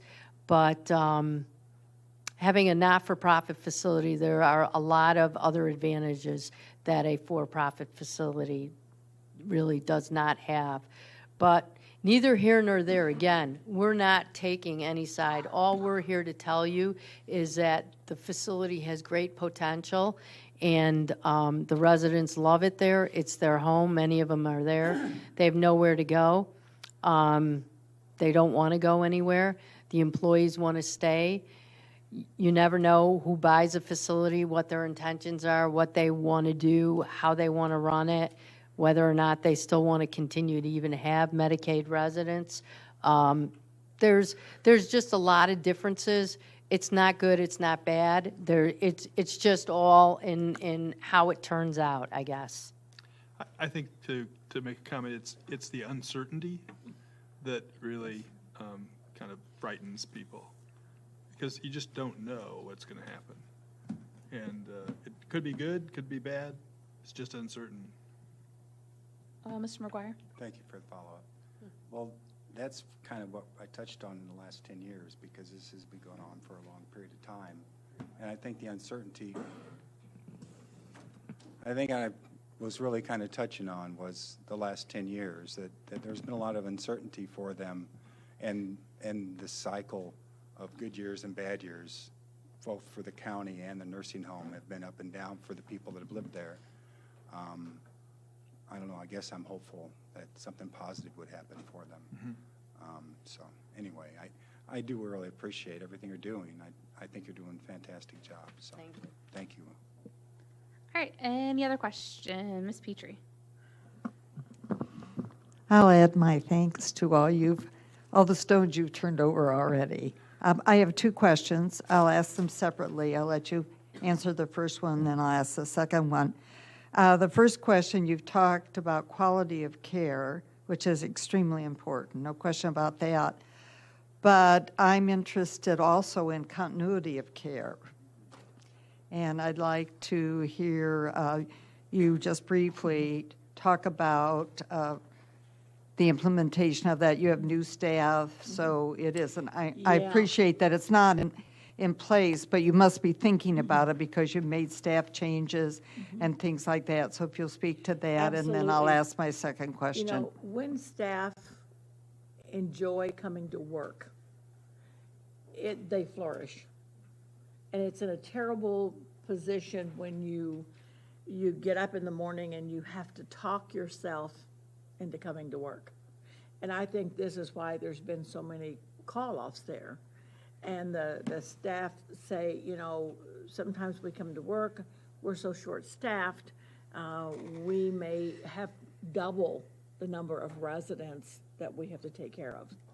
And so I think the fact that they know now that we are hiring more staff to fill those positions, but also that we, I think if it's not evident yet, we're very passionate about what we do. Not that I'm patting myself on the back, but we're not the normal management company. We are in the facility. We look forward to going to the facility. And I think we make it an effort to know the staff's name. We make it an effort to compliment them when they're doing something positive. We actually have just started an employee committee today, and that employee committee, their purpose is to enjoy the workplace, to bring the joy back. And they already have a lot of ideas, and in fact, one person said, well, you know, we just have to do things that doesn't cost a lot of money. And we can do things ourselves that we can do. We can have our bake sales amongst ourselves, and we could exchange recipes, and it's clicking. And when there's camaraderie amongst the staff, it just filters down to where a place just flourishes when the employees are happy. So that's how we try to improve the morale and improve the quality. While there has to be the education piece, and there has to be that knowledge base that we're giving to them. And sometimes what we have found is it's a matter that you may educate someone on something this week, and 2 weeks later, you're going, I can't believe they don't remember that. So it's a constant thing. So we're doing that, but we're just trying to really boost the morale of the staff, and it will filter down as part of the improving the quality. Thank you, but I am concerned with continuity of care. In other words, if a woman in room 8 sees the same caregivers over the same period of time rather than the rotation. Well, it does decrease staff turnover. When staff are happy, that really does stop the turnover. Okay. But unfortunately, throughout the country, there is a huge high turnover in nursing assistants. But yes, hopefully, we do try to keep the assignments in the same location as much as possible. And if there is a resident that we know that has some difficulty with a stranger coming in, we try to keep that same staff member with that person as much as possible. On days off, we try then to have same staff for those certain residents that really don't do well with seeing a new person.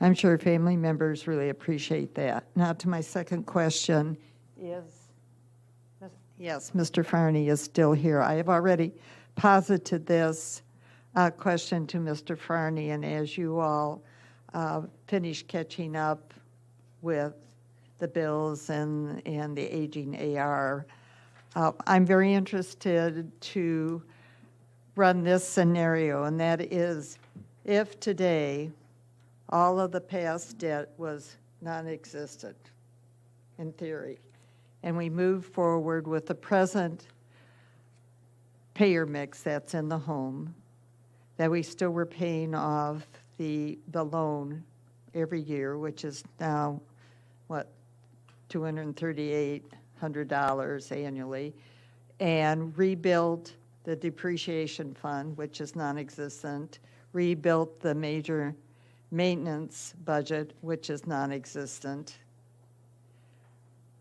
Can we create a sustainable home? And when I define sustainable, which I've defined all along, it's not 1 year, 2 year. I look at it in a 10-year timeline. So is that a realistic aspect, or do we then have to start changing the payer mix a great deal to be able to do that for 10 years? And I don't know if Mr. Farney has had a chance to play with that or not, but I think that's very important for us to be thinking about. I know the past debts are not going to drop off the edge of the world, but this is a realistic aspect that we all need to understand. And I'm picking up a little bit from the aging report that I've looked at. It was overwhelming to see the bottom line total, I must admit, and the percentage that we may not be able to collect, which you said you'll provide when you have more chance to go through it. But are we all just talking about things, or is there a realistic way we can shape this so that that home truthfully becomes a sustainable thing? And talk about uncertainty. Well, a lot of the uncertainty isn't just the talking about it because it's a county home. It's the uncertainty that it's been years of this balls in the air, which has made it very difficult to get it into a stable situation. So part of the charge that we give to ourselves when we take over facilities is increasing revenue. And you don't necessarily increase revenue on Medicaid, but that doesn't mean that you stop admitting Medicaid or that you stop providing care to Medicaid. What it does mean is that you vary the payer mix. We have over 200 beds in that facility, and our census is, 133, 134 today. And, what's important is that we prove to all of the other referral agencies in town and all over that we can accept residents that need Medicare services and all different types of services and therapy services and short-term rehab. And when you're convalescing from a knee or a hip or an ankle or, whatever, that you come to Champaign County Nursing Home for that service. And that you do get reimbursed. Your per diem is much larger than what the Medicaid rate is. So by doing that and by getting more of those types of residents in the door, that increases your revenue stream and that increases your payer mix. plus increasing the CMI index that Joyce talked about on the restorative side, in the Medicaid side, you have a very low CMI rate, the lowest that we've really seen in a while. And so if we work on trying to increase that CMI index for the Medicaid rate, that will bring more revenue. And then as a county facility, you do get an extra, and I'm not exactly sure what it's called yet, but you do, your rate is higher than any other private pay facility. So is it sustainable? If we do all of that, and if we are able to increase the census at the facility, I believe it's sustainable. We just need the opportunity and the a time. comment that you made last night when you were telling the story, I think it was in Monroe. It was about Oak Hill Nursing Home, which is a county nursing home. Yes. In Monroe, in Waterloo. As I was listening to that, I think it was since 2014, you said they had been doing quite well. No, they have been doing very well financially, what I was conveying, that I was told, let's Right, put it that way. what you read or. Is, right, that they definitely felt, I think this is a way to put it, since 2013, that they could manage the home without an outside management company.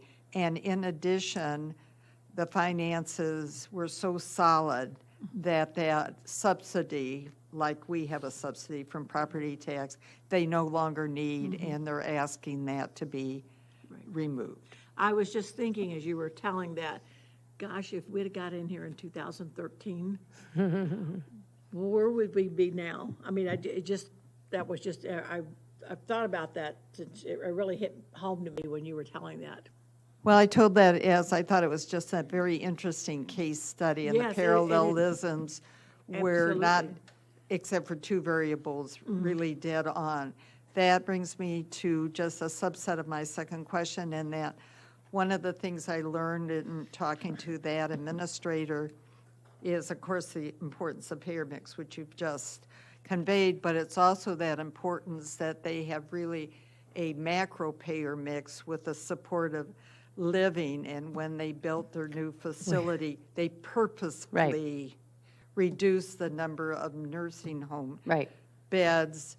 But, So we but talked a not little so bit much about- the total, right. because they have the 50 supportive Yeah, living units. unfortunately, supportive living is no longer available right now in the state. Oh, really? Yeah, so She they're not forgot to granting. tell me that. They're not granting any more supportive living beds. However, that doesn't stop anyone from doing an assisted living in a skilled nursing, because all you have to do is, you can't put a skilled nursing patient into an assisted living bed, but you can put an assisted living patient into a skilled nursing bed. So there's still opportunities out there that we talked about today, little things that we can do that, again, that's not in the immediate, that's a few months down the road a piece. I understand that. Yeah. I just, you're we're here, and it already was good talking to about it. have a chance to ask those questions. Yep. Thank you very much. Thank you. All right, Mr. Rector. Again, thank you for all your hard work. It's a shame we didn't have somebody like this running this organization for all these years. And with all due respect to all my colleagues here, the voters of Champaign County have voted that we market and broker and stop the bleeding on this nursing home because of the mismanagement for the last 8 years. So with all due respect, when you say, can it be sustainable, with all the financials like Jim Goss, and we're talking about on AR, and this financial mess, we are still obligated to move forward and sell this. I can't believe that we're even sitting here talking about, can it be sustainable now? It's like Treasurer Welch when he said, if you pay the minimum payment on the credit cards. Be optimistic all day long. It would be wonderful to keep this asset. It's all about the care, I agree with that.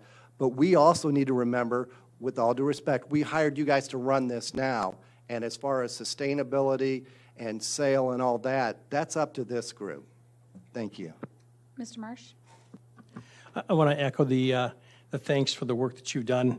To me, that's a clear tableau of how private industry is so much better than a public board trying to run a for-profit facility. And I do appreciate your work, but it makes it very clear how poorly we have run it over the last years. Just first a comment, then a question. Our esteemed treasurer made the comment that we had a moral responsibility to pay our folks over there, and I hope and think that everyone on this table believes the same thing.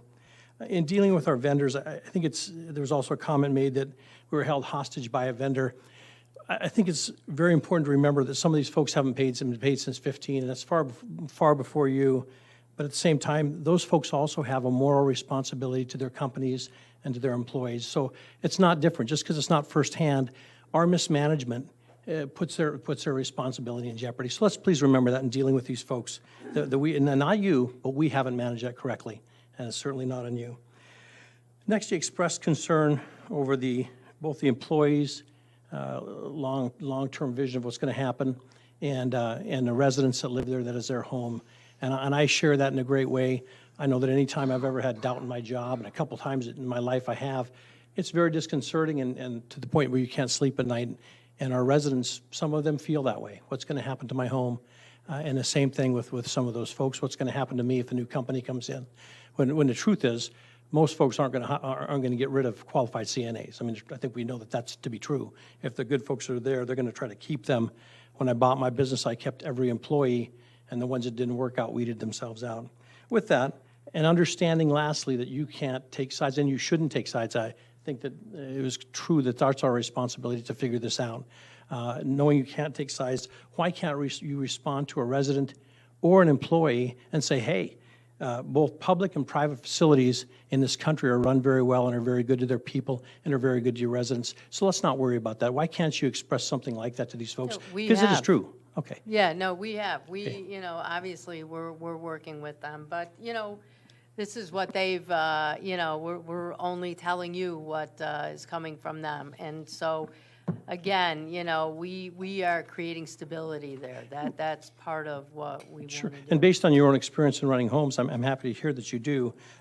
Based on your own personal experience, you know that public and some private homes, there's some public homes and many private homes are very successful, have much higher ratings than we do here, and are very good to your people. So I think it's fair and right and morally good to help convince people that's true, especially from the employee standpoint. Anybody that purchases is not going to dump the good employees. It's just not reasonable in this world of turnover and everything else. If you bought it, you wouldn't. So, And again, thank you very much. You guys are good folks. Mr. Anderson and then Ms. Furtado.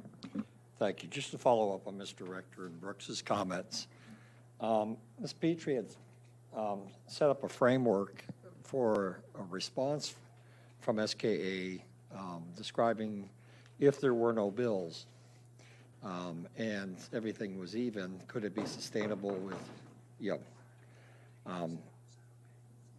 practices that would be in the best interest of the operation of a nursing home. And I believe your response was correct. But in our reality, I point out we're not debt-free. We know it to be over $5 million. We're talking about, not talking, but we'll likely write off $1 million of it or so because it's owed to the county. The vendors want their money. And I'm not going to put SAK on the spot tonight because they're still trying to figure all this out. But the true question would be, under the circumstances of the weight of that debt and the impact it's having, the vendors are having on the operation, having to pay them, having to spend their time and effort in dealing with these folks, can it be sustainable in the future, and at what level of care are we able to provide? I'm not a soothsayer. I don't see out in the future, but I know I had this exact conversation sitting on the advisory board for the nursing home over a year ago, and I voiced my concern was for the care of those residents in the long term and whether or not this county should continue to be involved in the operation of a nursing home when its continuing increased debt will create problems for the operation of the nursing home.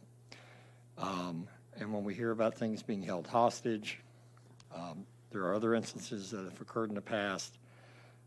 That's when we start to see maybe the way to save the nursing home is to let the free market operate it and have successful operators such as SAK and those like that company put their magic touch on it and make it be what it can be, and it remains here in the community. Because right now it is a drain, as we all know, on our reserves, and it's threatening jobs that we're required to provide services for that are mandated. And those are my comments. Thank you.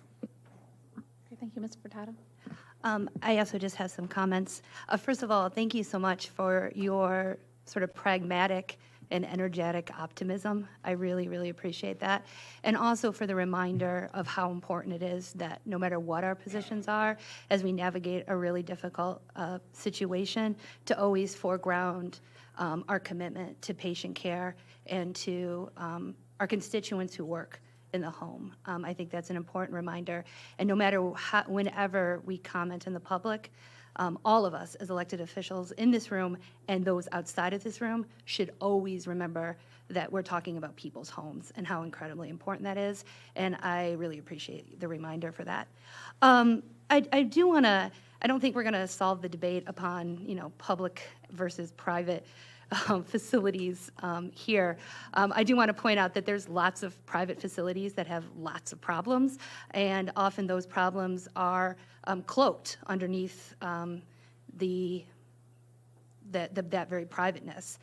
We've been debating this for an hour and a half, and I think that very public nature of a public facility is something that's really important and should be mentioned, right? These kind of conversations aren't happening at for private facilities in a way that are done in the public.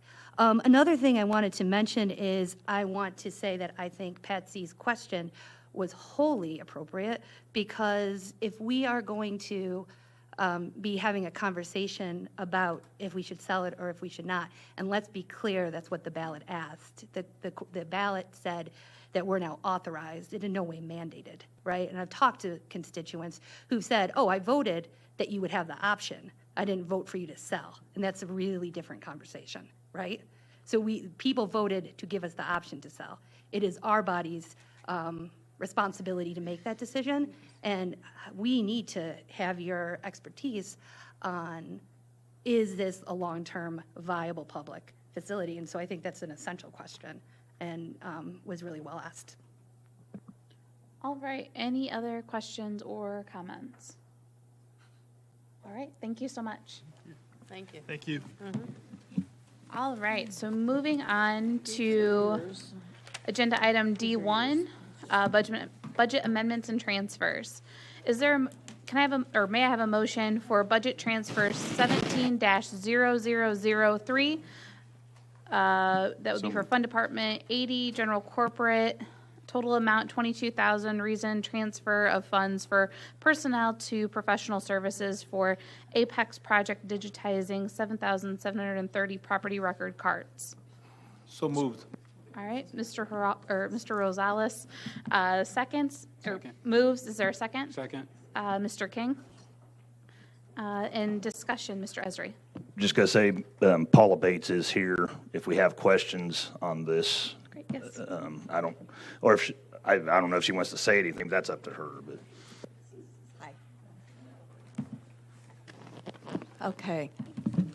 What we're going to do is we have about 20,000 record cards that aren't sketched in the office in the county in the outlying areas. So the cards that are the oldest from 1957 and 1960, those will be the ones that we're going to resketch first. Great. Any questions? Ms. Petrie? Hi. You wanted me to ask these questions, right? I have, again, sort of assumption type of questions because you don't know until you run everything. But based on the information that was provided to us on from your pilot, and if I take that to a logical conclusion, in theory, that potentially could generate a lot of extra money for the general fund. Am I Possibly. correct? I was surprised with the 100 that they sketched. What we found, it was 145,000 in assessed value. And I don't know what they will find when we do the overlay. Right. But even if we take, multiply that out, and let's say, to be on the safe side, we take 50% of that, because we don't know how to play out. So the length of time for your project and the length of time to get this into the pipeline, shall we say, to that, what would you estimate is the earliest possible time any of these monies would then begin to come into the general fund? Apex has said that they could have these sketched by the end of the year and return to us. So the pipeline would be 2018. If there was some omitted property, we could do C of E's if something was omitted. Wow, that, I was in my own head projecting 2019, so that is, that, We would try to move for 2018. and we all know that would be a great help for the general fund. And this will be a repeat, this isn't a one-shot like it is with the nursing home where they're finding out things that they're aging ARs. This, we could count on year after year. Once we get that layer, then when we get new aerials, we could compare again. It would be an ongoing It would be an project. ongoing process Yes. within your office. Yes, it All right. would. Thank you very much. You're welcome. All right, great. Any other questions? All right, all those in favor say aye. Aye. Opposed? Motion carries. May I have a motion for Budget Amendment 17-0033 for Highway Facility Bond Debt Service, increased appropriations of $869 to close out the Highway Facility Debt Service Fund due to the retirement of bond issue 2007B in FY 2016. Mr. Summers moves and Ms. Cowart seconds. Any discussion, Mr. Weibel? Mr. Schneider, is this truly the last bond payment, or is just the last bond payment for that fiscal year? Actually, we're all done with the debt service. We're just closing out this fund. Oh, close it, okay, all right. Thank you. Any other questions or comments? All right, all those in favor say aye. Aye. Opposed? Motion carries. May I have a motion for Budget Amendment 17-00034? This is for the sales tax automation in the county treasurer's office, increased appropriations of $3,000. Reason, increase for temporary position salary. May I have a motion? Mr. King, is there a second? Mr. Rector, any discussion? All right, all those in favor say aye. Aye. Opposed? Motion carries. May I have a motion for Budget Amendment 17-00035 in the State's Attorney's Office, an increased appropriations of $12,500 for an increased appropriations for research, computer equipment, and conferences. May I have a motion? Move approval. Mr. Summers moves. Mr. Weibel seconds. Any discussion or comments? All those in favor say aye. Aye. Opposed? Motion carries. May I have a motion? Oh, Ms. Petrie? Yes, Madam Chair, is it possible to request a break? It's 8:30. We've been at this for 2 hours, and we're going into a couple of long discussion topics under finance. And maybe we could finish E and then take a break, be my request. Could we do E and F and then maybe take a break? All right, so now we're to the State's Attorney request for approval of FY16 ICEDRA grant extension for October 1st, 2017 through December 31st, 2017. Is there a motion? Mr. Harkey, is there a second? Ms. Cowart, any discussion? All those in favor say aye. Aye. Opposed? Motion carries. Request for approval, may I have a motion for request for approval of the Violent Crime Victims Assistance Program Grant Agreement 18-0410. Moved by Mr. Anderson, seconded by Mr. King. Any discussion? All those in favor say aye. Aye. Opposed? Motion carries. County Administrator, projected impact of state reduction in income tax distributions. Mr. Snyder? Thank you, Madam Chair. In your packets, I know you found the memo drafted by Ms. Ogden representing the results of her analysis of the recent changes taken by the General Assembly related to local government distributions. The gist of this is that the state for 1 year in fiscal year 18 will be reducing those distributions by 10%. However, the plan is that they will be able to also accelerate payments so that there will be 14 payments made throughout the fiscal year to offset somewhat the losses that will be caused by the 10% reduction. I think the total, the net is about $88,000 in negative for us. Since Ms. Ogden is here, though, I'd like to invite her to make any comments she'd like on this.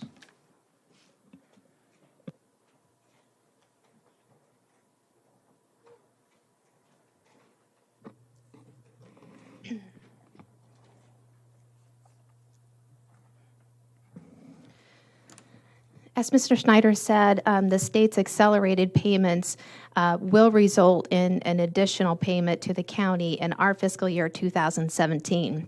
Historically, we have posted our December disbursement to the subsequent fiscal year because we don't receive it until March. However, if the comptroller is able to advance payment to the county and we are able to receive the revenues in advance of March, then we will be able to post the December payment to our fiscal year 2017 revenues. That being said, the 10% cut to LGDF funds will actually result in a projected loss of revenue to the county in fiscal year 2017 of $136,000. You will have noticed in the monthly budget report that I provided for July that there is some improvement to the income tax revenue line from last month, and that is the result of that additional payment that the county is anticipating receiving in 2017. However, in 2018, the county will likely only receive its regular 12 payments, and the 10% reduction will result in a loss of anticipated revenue loss of $180,000. So the combination of the loss in 2017 and 2018 is anticipated to be an impact to the county's budgets of $316,000. Any questions? Ms. Petrie? I have one more clarification question. I called Tammy this afternoon with a couple of them. But just to be clear, this acceleration of getting the payments into the 2017 time clock, that does not mean that it will reduce the 6 months of payments that supposedly will be coming in 2018. Is that accurate? Could you say that again? Okay, if they're accelerating the payments that usually come late and go into the next year, so they'll all be in the 2017, is what I'm understanding, all right? When we get to 2018, it's only 6 months worth. Even if they are delayed, we'll still get all 6 months worth of payments, correct? Yes, in 2018, we should receive 6 months of payments that are reduced by 10%, and then 6 months at full 100%. Any other questions? All right. Do we want to move then down into the FY 2017 General Corporate Fund Budget Report? As I mentioned, there is some improvement in the income tax revenue line, and that is the result of the additional payment we anticipate receiving in this fiscal year. However, there are anticipated further reductions to the general government fees line. Last month, I believe this projection was a negative 4.9%. And based on year-to-date revenues that are posted on the ES 400 as at the end of July, there is a projected continued decline in the fee revenues. I did notice that at the end of fiscal year 2016, there was some improvement to fees towards the end of the year. So it's a possibility that that trend could continue. But at this point, this is the projection as of the end of July. Okay, any questions? All right, and then you want to move on down to the FY17 General Corporate Fund Budget Change Report. One thing before we move there that I want to mention is that as a result of the decline in revenues, there's also an anticipated decline in the expenditure, percentage of expenditure budget from 11.7% last month to 11.5% this month. And in terms of the budget change report, the only thing that's new on this report is the sheriff's budget amendment that was approved last month for the University of Illinois event coverage, an increase in expenditure and revenue of $16,564. Great. Any questions? All right, thank you so much. So I guess with that, we'll take a 3-minute break, 5-minute break. Rock and roll, we're back in order. We have a quorum. All right. So, Tammy, or Mr. Senator, Ms. Ogden, would you like to make a comment? Be happy. We're moving on to the item. No, make Ms. Ogden make a comment, because we can't remember. Just a reminder to anyone that would like a copy of the budget books, we need to know by tonight. I've had 2 requests. Otherwise, we'll be providing the PowerPoint presentation, copies of the PowerPoint presentation to the board. And the budget will be available online as well. Could you hold those hands up in the air high and keep them there so that Ms. Ogden can make a recording?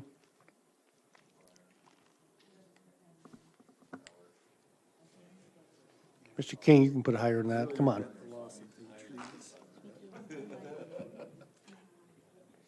Should bring my own little extension cord.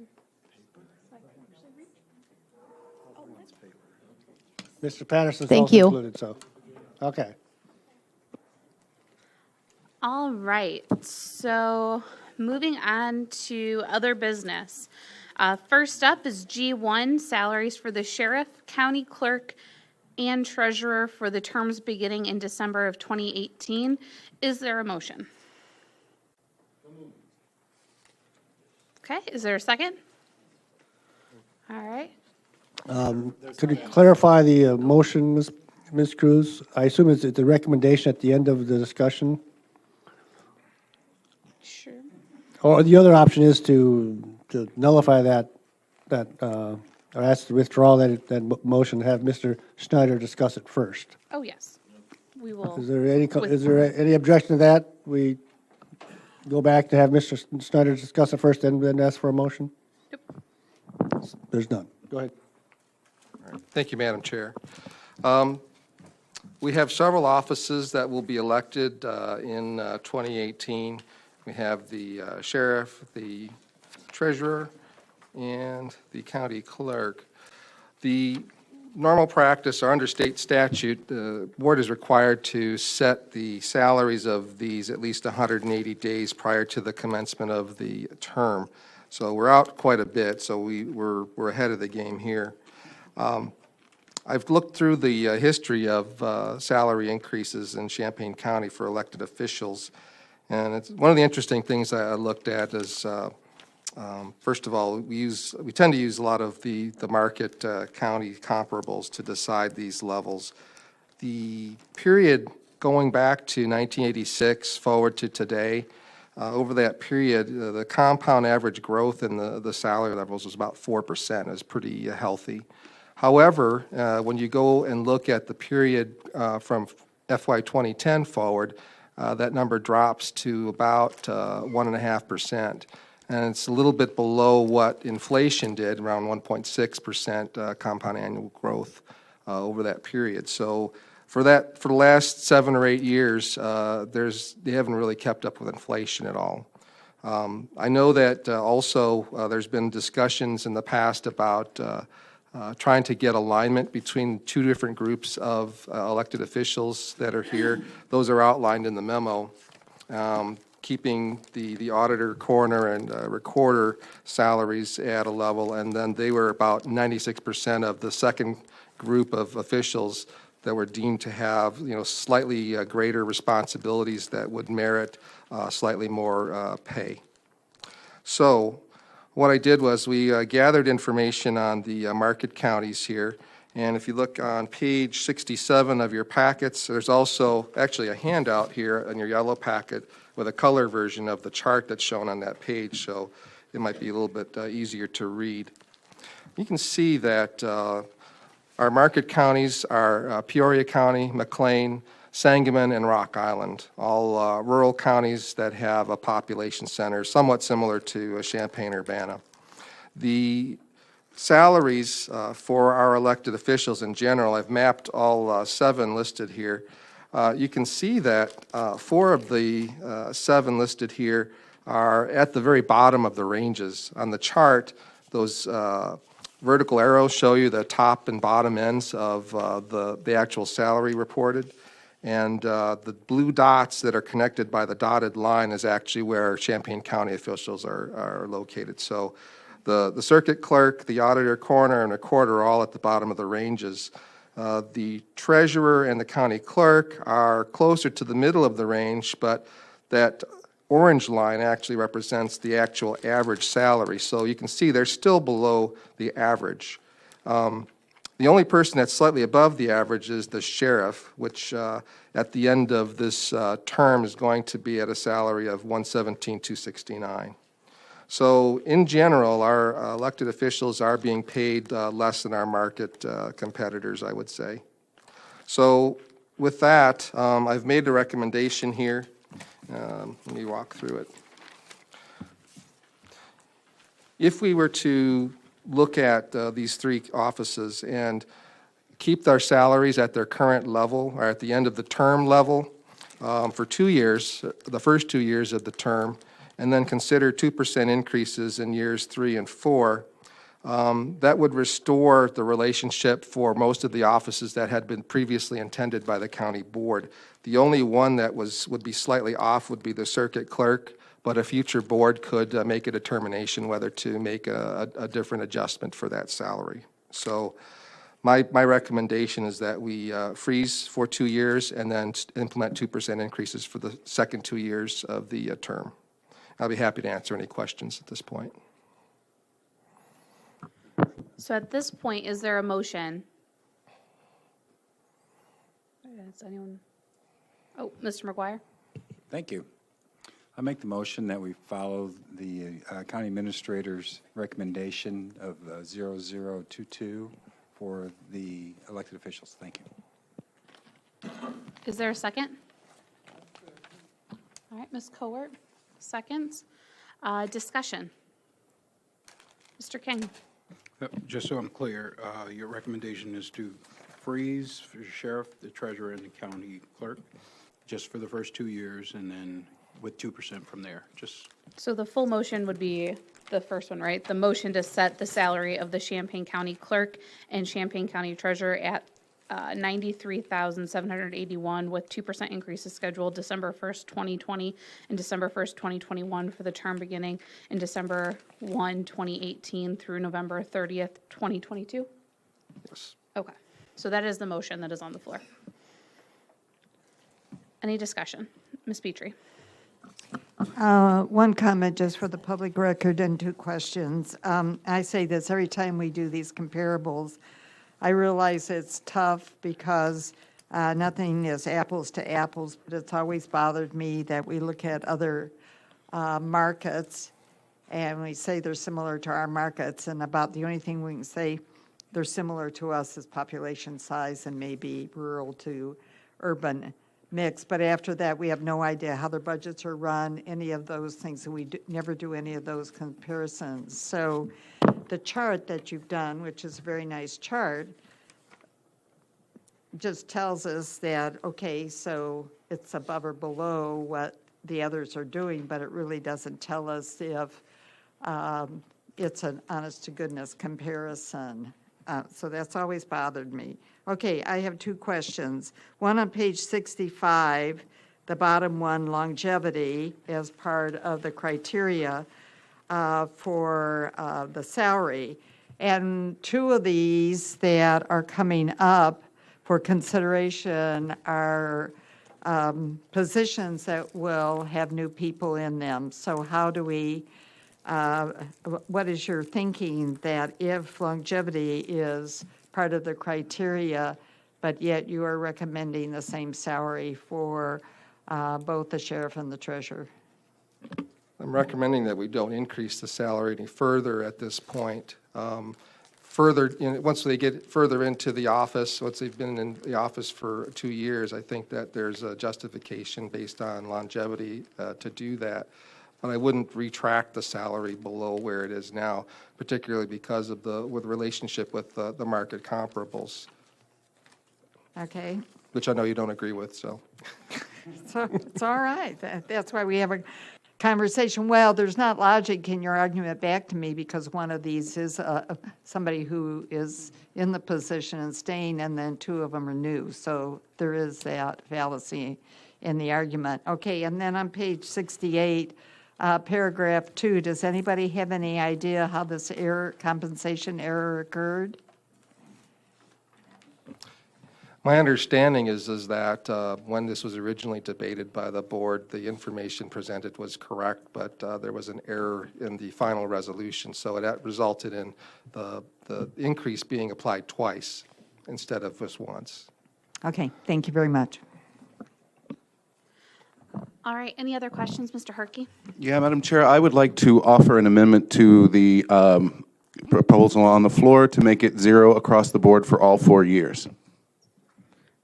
All right, is there a second? All right, Mr. Patterson seconds. So any discussion on the amended motion, which would be 0 increase across the 4-year term? Mr. Herkey. Yeah, I have a lot of concerns with it, and I certainly share Patsy's concerns about the issue of comparables. We are not competing with Peoria County to get somebody to come over from Peoria County and run for office over here. And I think the evidence shows that on the elections basis, there are always plenty of people willing to run for office. Many of them appear to be pretty qualified. I think at a time when we're talking about closing our nursing home because we don't have the money, when we're talking about trying to find money to do investments in justice, when we're even flirting with the ideas, and a proposal was put before that there may be potentially 30 layoffs at the county and things like that, I don't think giving raises to countywide officials who are already making $90-some thousand a year plus is really the direction this body needs to go, and that's why I'm proposing that we keep everything steady where it is. Okay, any other discussion? Mr. McGuire? Thank you, Madam Chair. First, I didn't think we were going to close the nursing home. I think we're trying to keep it open. I just want to make that clear. Second, I think there's always a concern with compression between classifications of positions anywhere you are. We also want to maintain the increases between those positions and the types of positions that we have and their pay, because not just the comparables between other counties, just to attract the best possible people that we could have for those positions. So we should try to increase the rates of pay as we can afford to do them. I think one of the issues is the nursing home is going to be brought up is that we are diverting a lot of funds from the county to support the nursing home, and that is putting pressure on our general fund and the reserve. It's the issue of the nursing home that creates these issues, and that can be rectified and still maintain the nursing home locally, as we've been discussing. Thank you. Any other discussion? Mr. Snyder? Thank you, Madam Chair. Just one quick comment. All of the elected officials also pay the same rates that our non-bargaining employees do for health insurance. So as you know, we've had significant increases in those in the past years. We don't know where they'll go in the future, and know they're going to probably go up, but I think that that should also be a consideration for the board in setting salaries. Okay, any other discussion? Ms. Petrie? That's an interesting point you raised. Can you give us some facts and figures as to what that additional amount is going to be for the staff and paying for their health insurance, where your recommendation is holding constant for 2 years and then increasing by 2% the following 2 years? So I'd like to have some understanding about that. Currently, we're at a 10% contribution of the total premium from employees. The employer makes up 90% of the rest. In future years, next year, we're going to 12% contribution. That represents a 20% increase in the actual dollars paid out by the employee. The next year after that, we plan to ask for 14%. That has not been determined by the county board yet, but we're asking for a 14% contribution. And that's the same thing that we've been asking from our bargaining units too, as we have the opportunity to adjust the contributions. The current environment in health insurance is very difficult, obviously. People who are watching this are probably thinking about the marketplace, which saw 40% increases this past year. We are not immune to this. Our initial quote last year for health insurance premiums was a 51% increase, which was subsequently negotiated downward. But we have those risks, and so there's a possibility that we could see those kinds of increases again in the future. May I have a follow-up? I should have done this homework for this question I'm about to ask, and that is there anything out there that does, using assumptions to track what might be considered happening with the CPI in upcoming years? I'm sorry, could you say that again, please? CPI in the future? Yeah. My crystal well, ball's not a you, quality. but many of the think tanks, and I didn't do that homework before I came, so you don't know. Okay. I don't think anyone can really give you an accurate answer on that. All right, so any other discussion? All right, so the motion that's on the floor right now is to hold constant over 4 years the salary at $93,781. No, there's an amended. All right, and there's Point of information, isn't the amendment to freeze all three salaries? Okay. yes. All right, so there's been a motion or a call for a roll call. Is there a second? All right, so with that, clerk, can you call the roll, please? Esri? Nay. Furtado? Yes. Goss? No. Harper? No. Hartke? Yes. King? Yes. Marsh? No. McGuire? Mitchell? Patterson? Yes. Petrie? No. Rector? No. Rosales? Yes. Summers? Yes. Tinsley? Yes. Weibel? Yes. Anderson? No. Clemens? No. Cowart? And Cruz? Yes.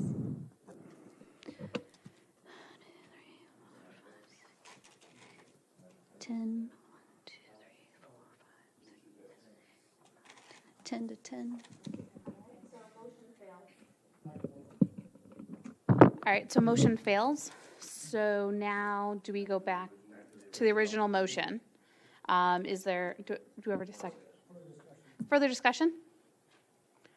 All right. Yes.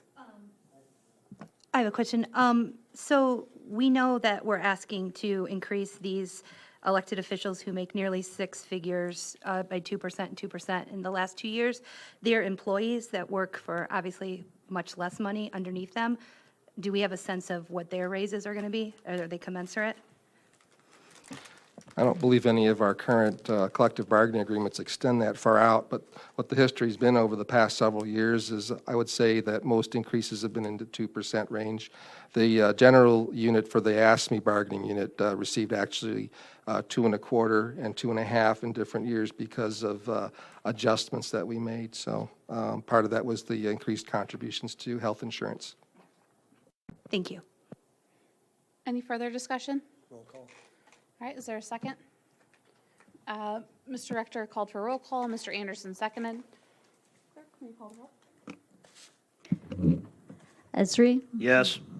Furtado, Goss, Harper, Hartke, No. King, Marsh, Yes. McGuire, Mitchell, Patterson, No. Petrie, Yes.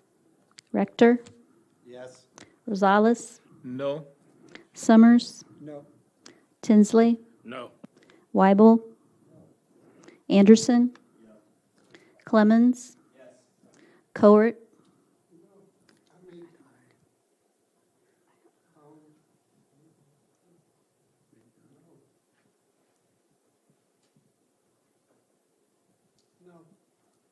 and Cruz. Yes.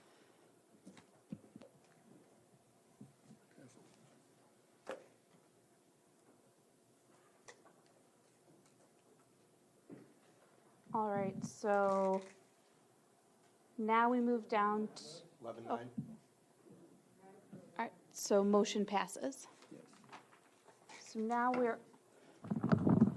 we move to G2, salary for county executive and the county executive style of governance elected in November of 2018. Do you have anything? Okay. Mr. Snyder? Thank you, Madam Chair.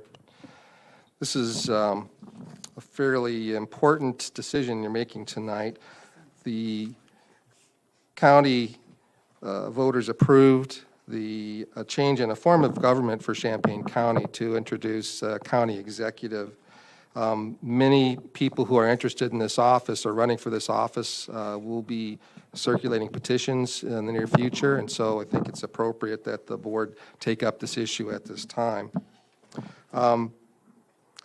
As you know from the state's attorney's memo, there's a lot of considerations about how these the two offices of the county board chair and county administrator will be merged into this county executive office.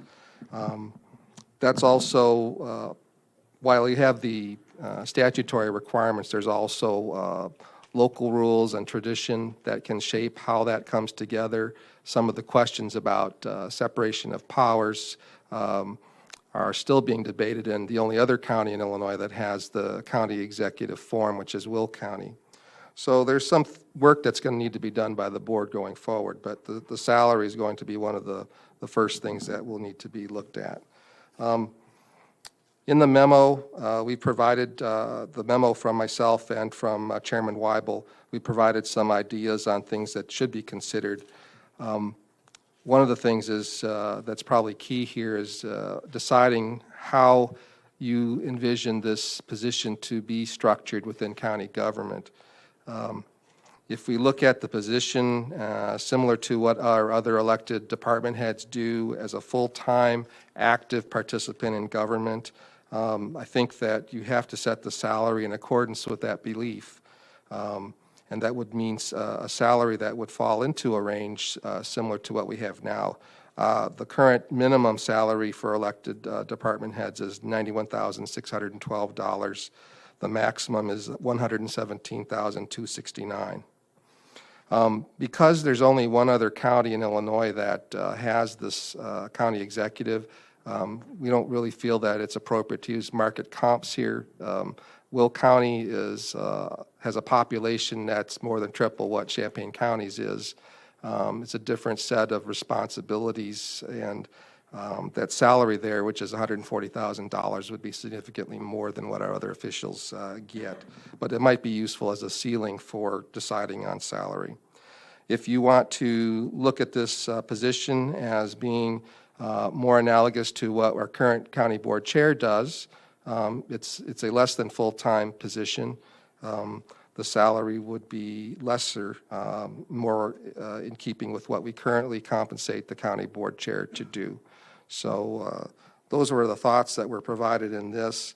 There's some other considerations here in terms of how Will County has decided to structure the county executive. They also have a speaker of the county board who performs some of the duties in terms of assigning work to committees. They assist with the administration of meetings. So, Mr. Chairman, I don't know if there's anything you want to add, but. Unfortunately, a couple people who spoke to public participants are sadly misinformed about how this form of government operates. They said the county board is combined with the county administrator. It's not. What really is, I would say it's equivalent to the federal government if the Congress had one body. You have the judicial branch, of course, we have that here locally, but then you have the Congress, the one body, and let's say it be the Senate, and who is the executive officer of the Senate? It's the vice president, a representative of the executive position. He's not a senator. That is analogous to what would happen under this new form of government. So you have the executive branch, which you have the county executive. They would do all the day-to-day duties, somewhat similar to what Mr. Schneider's doing right now. So a person in his position, most of that would move underneath the county executive, which means in December 1 next year, he gets a new boss.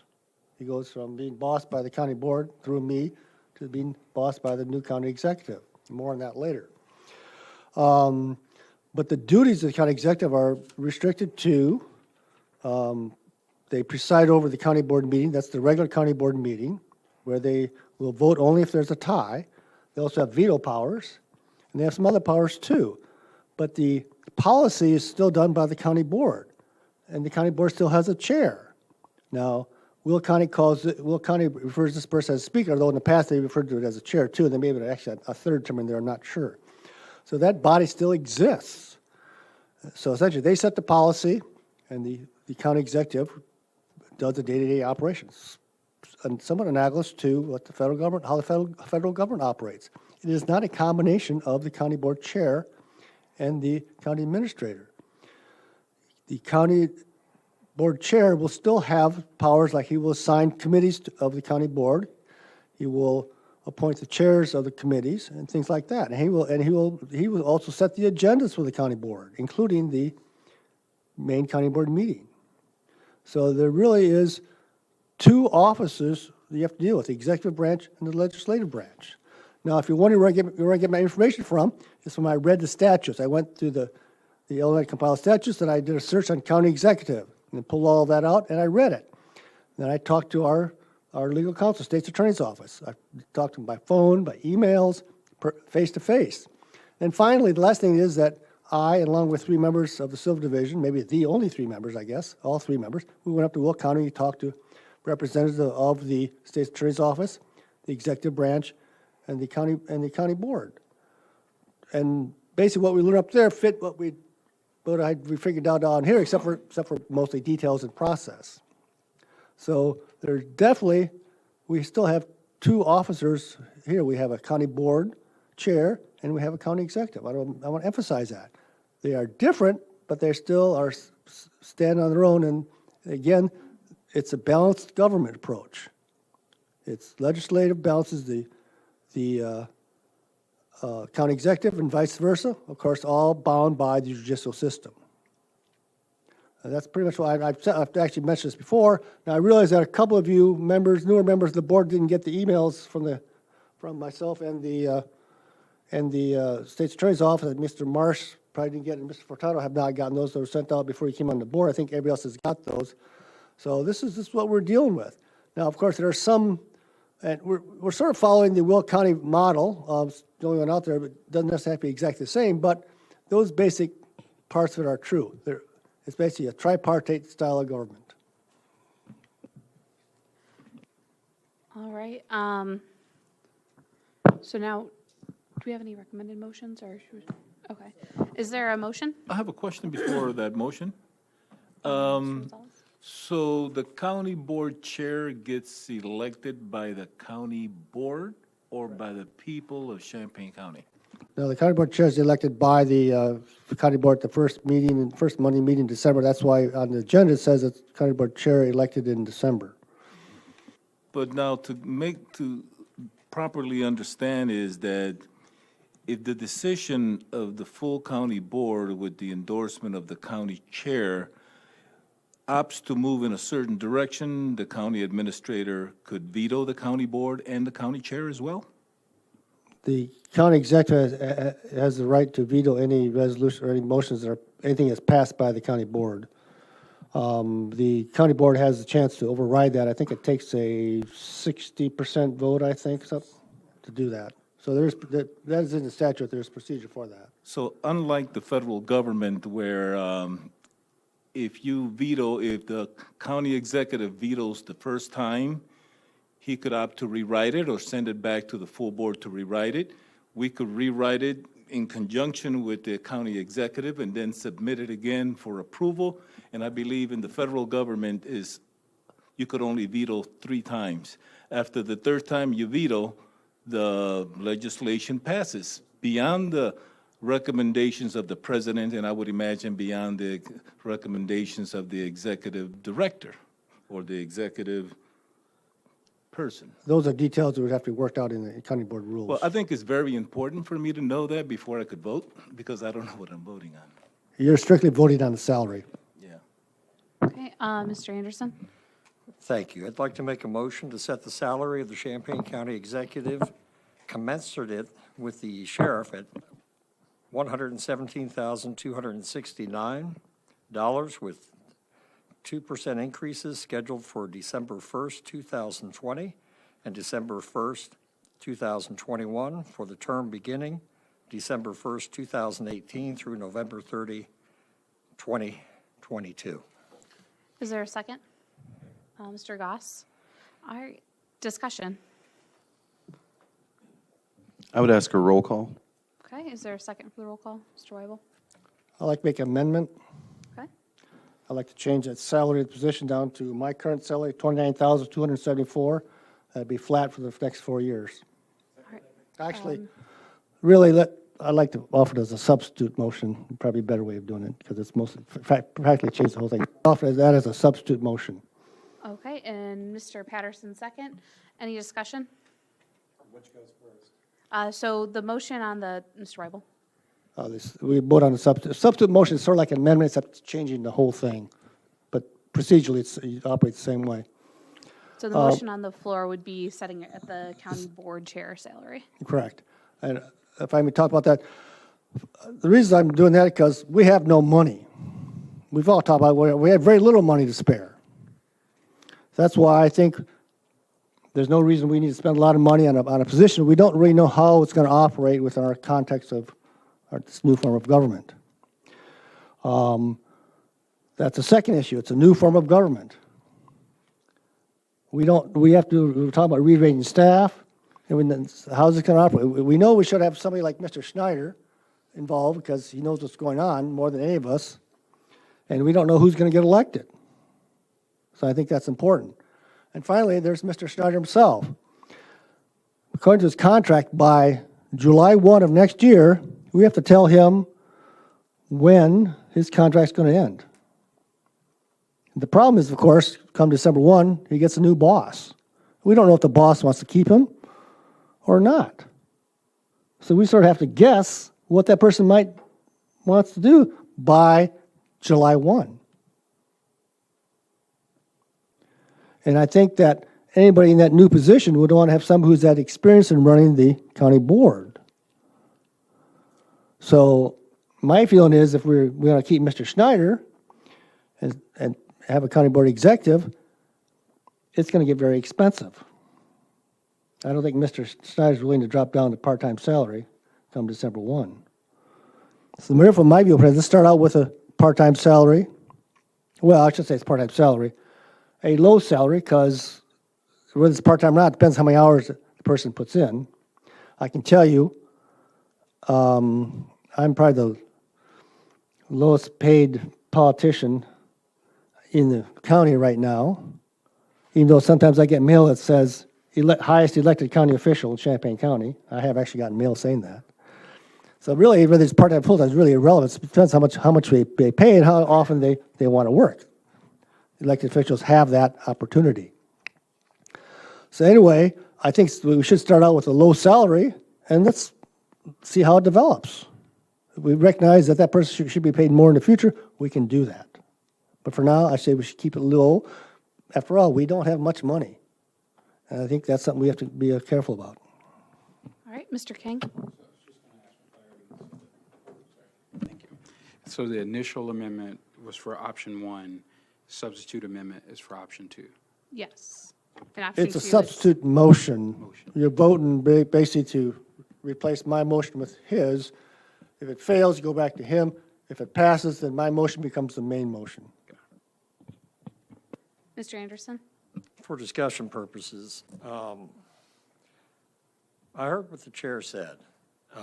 My concern has always been with this executive position that we get the best quality person out there that was willing to apply and wanting to come here. You don't find, as the chair pointed out, there's not even a definition of what this person's really going to be doing. I'll tell you, they won't be doing much for $30,000 a year. We're going to get what we pay for. And I look at the quality of services we're receiving right now from Mr. Schneider.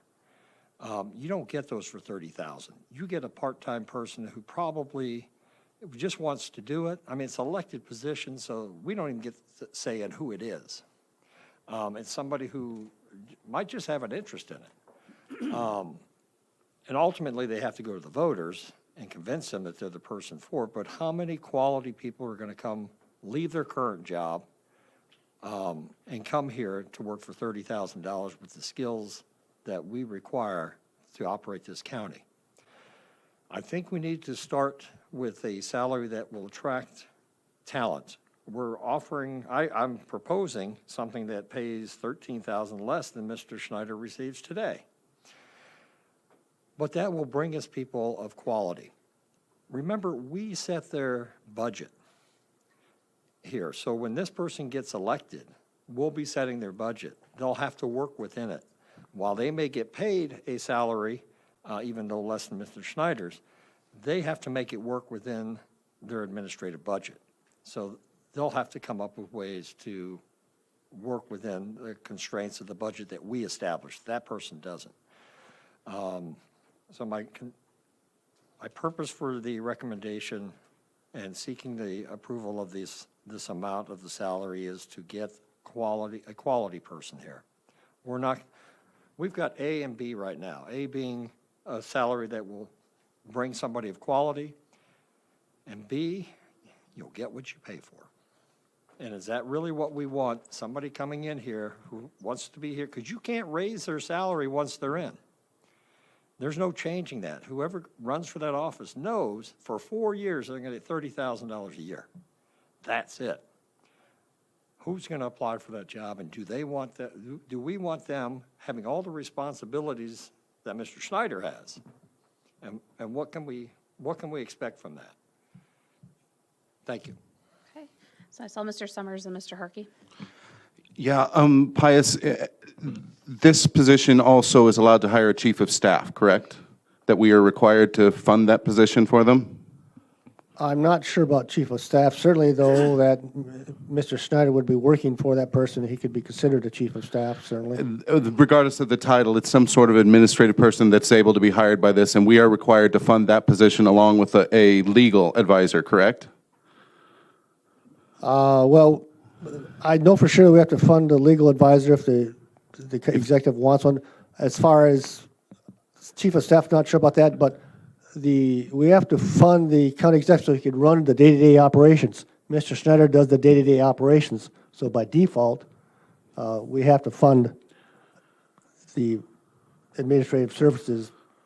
Basically, all administrative services would fall underneath the county executive. So making the argument that this county executive being paid less than Mr. Snyder, that doesn't necessarily mean that their department will spend less money on the administrative costs of that department.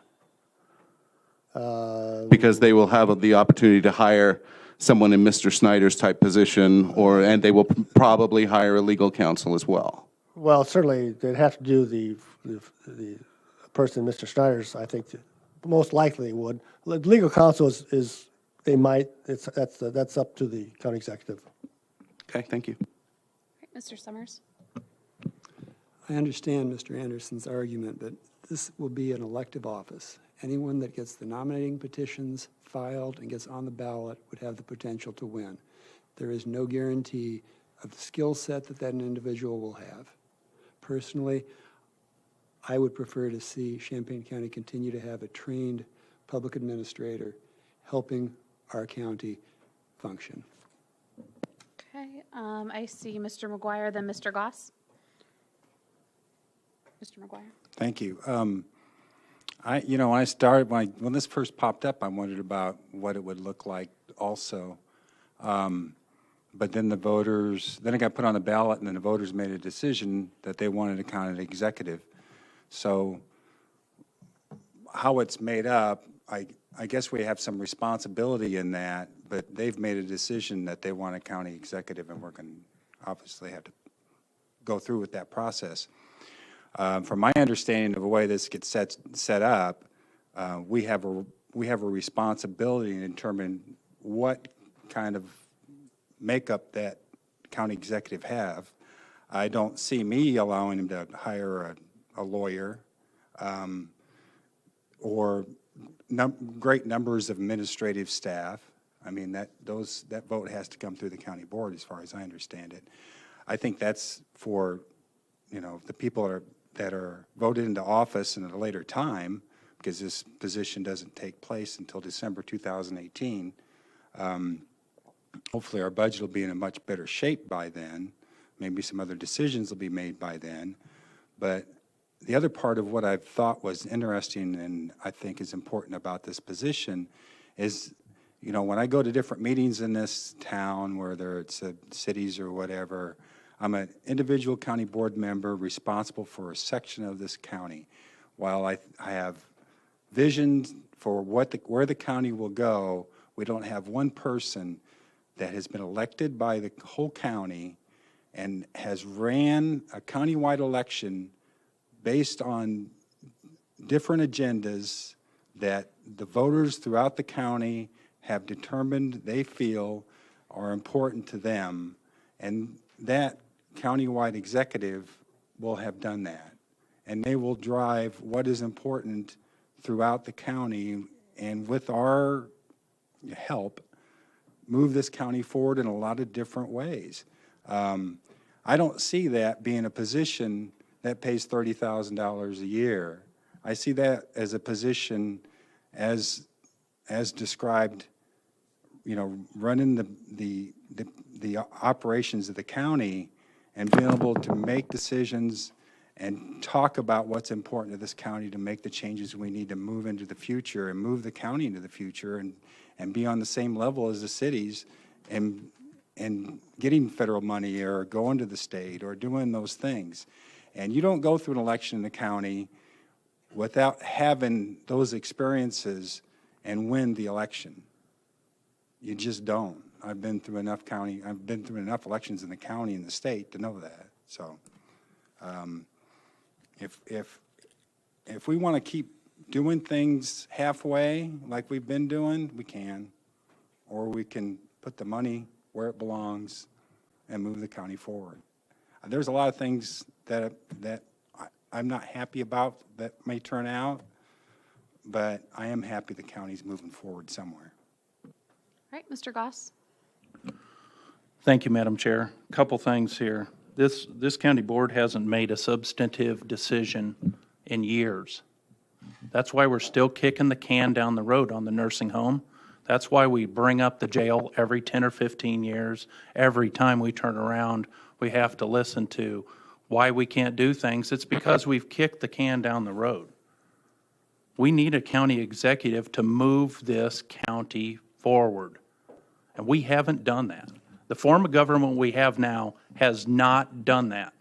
We almost didn't pass a salary tonight for 3 elected officials because it was going to end up in a tie. So that's what happens here. Nobody has moved this county forward. We've sat here in a mire for years. We've watched a nursing home go down the drain. If you pay this person cheaply, you're going to get what you pay for. And guess what they're going to do? The first thing they're going to do is they're going to go out and hire legal counsel because they don't know what they're doing. They're going to go out and hire all sorts of staff because they have no idea what they're doing. This person's going to be the first elected county-wide official to govern the county. You're not going to have somebody come out here. The voters are not going to put somebody in place that they don't think that can run this county. That's what's going to happen. You're not going to have people run for this that, if it's paid decently, that are going to run this county in the ground. Second thing, or third thing and final thing, they're managing a similar number of employees as a sheriff. That's why they should be paid similarly. They're going to be management over the employees on a day-to-day basis. So that's why they should be paid similar. Thank you, Madam Chair. Mr. Patterson and Mr. Tinsley, was that your hand that just shot up? Yep. All right, you'll be next. When Deb Busey retired a few years ago, we had a national search for a new administrator. We didn't find somebody from in the county, we found somebody from New Mexico. This is a very tough job. I've heard a lot of discussion tonight and in the past about how, when it comes to the nursing home, politicians shouldn't be managing the nursing home. We should have professionals managing the nursing home. So I'm a little confused that I hear some of the same voices also saying that instead of having a professional manage the county, we should have a politician manage the county. The reality is that the system that's been proposed with the lower budget or the lower salary is very similar to what we have now. Rick's not his own boss. He's got a boss now. If we had somebody who was paid a similar wage to Pius, they could be somebody who supervises that office. I don't see why that's such a far-out concept. And I guess just one parting thought is for all of you, Democrats or Republicans, think about the person that you think who is involved in local politics who has to be the dumbest person you know. Think about that person having Rick's job. Mr. Tinsley? I just want to say $117,000 won't guarantee a diligent county executive. The same way it won't make or break the chances of one being a proficient can kicker. So that's it. Okay. Any other discussion, Mr. Mitchell? Interestingly, we're talking about salary, and we're also talking about how deep of a hole the nursing home's in. So I think if we kind of stand back and look at the state of Illinois, I know that we're not happy about what's taken place, that we've had a radical increase in our state income tax. That's going to have some adverse effects on our ability to generate the necessary funds to run our local government in Champaign County. The way I see it is the state wants more money. Ultimately, we as a county are going to want more money. And interestingly enough, a bill that was just passed, it was a bipartisan bill that was sponsored by the Democrats, and it was Senate Bill 3 and House Bill 607. And what that bill does is uncouples the more than 7,000 local units of government in the state of Illinois. We're by far the largest government in the whole country. So having said that, we have an opportunity, and the motivation is to reform and turn Illinois around so that we're prosperous. And I've got some real heartburn here. We're talking about a salary. We're talking about piling on more elected officials at a time that, you know, it's unfortunate. I mean, if we were had a strong economy, and we had and the taxes were not anything that we needed to necessarily be concerning ourselves with, we could say, yes, let's go ahead and let's set our administrator on the gold standard so that we have the absolute best and we can afford to pay them the absolute most that we possibly can. But right now, we're looking to reform and to be able to uncouple ourselves from the mandates that the state has put for us. And I think that we're in a position now, sure, $117,000 is a lot of money, and I'm sure that that would go a long way. But I just have real concern about putting that money out and then not being able to fund other programs and other needs in the county, because we're asking right now, that the staffs of the departments do some deep cutting. And when they have to cut their departments, or they have to tell somebody that we're no longer going to have you as an employee of the county, that really is very difficult. So I think I'm speaking as a Republican, and I think that we just need to look at things and be a little bit more conservative in our thoughts. That, you know, it's an easy way that we can say, yes, let's spend $117,000 today, but we're going to have to then increase tax levies. We're going to have to ask more from the property owners of the Champaign County. So I think those are some things that you know, we're not going to solve here this evening. And I am a team player, so whatever the will of our party is, I'll probably be there. But, you know, I think we need to really look at things in a lot deeper manner, as opposed to just saying, hey, I want a salary and I want it to get it as maxed out as I possibly can.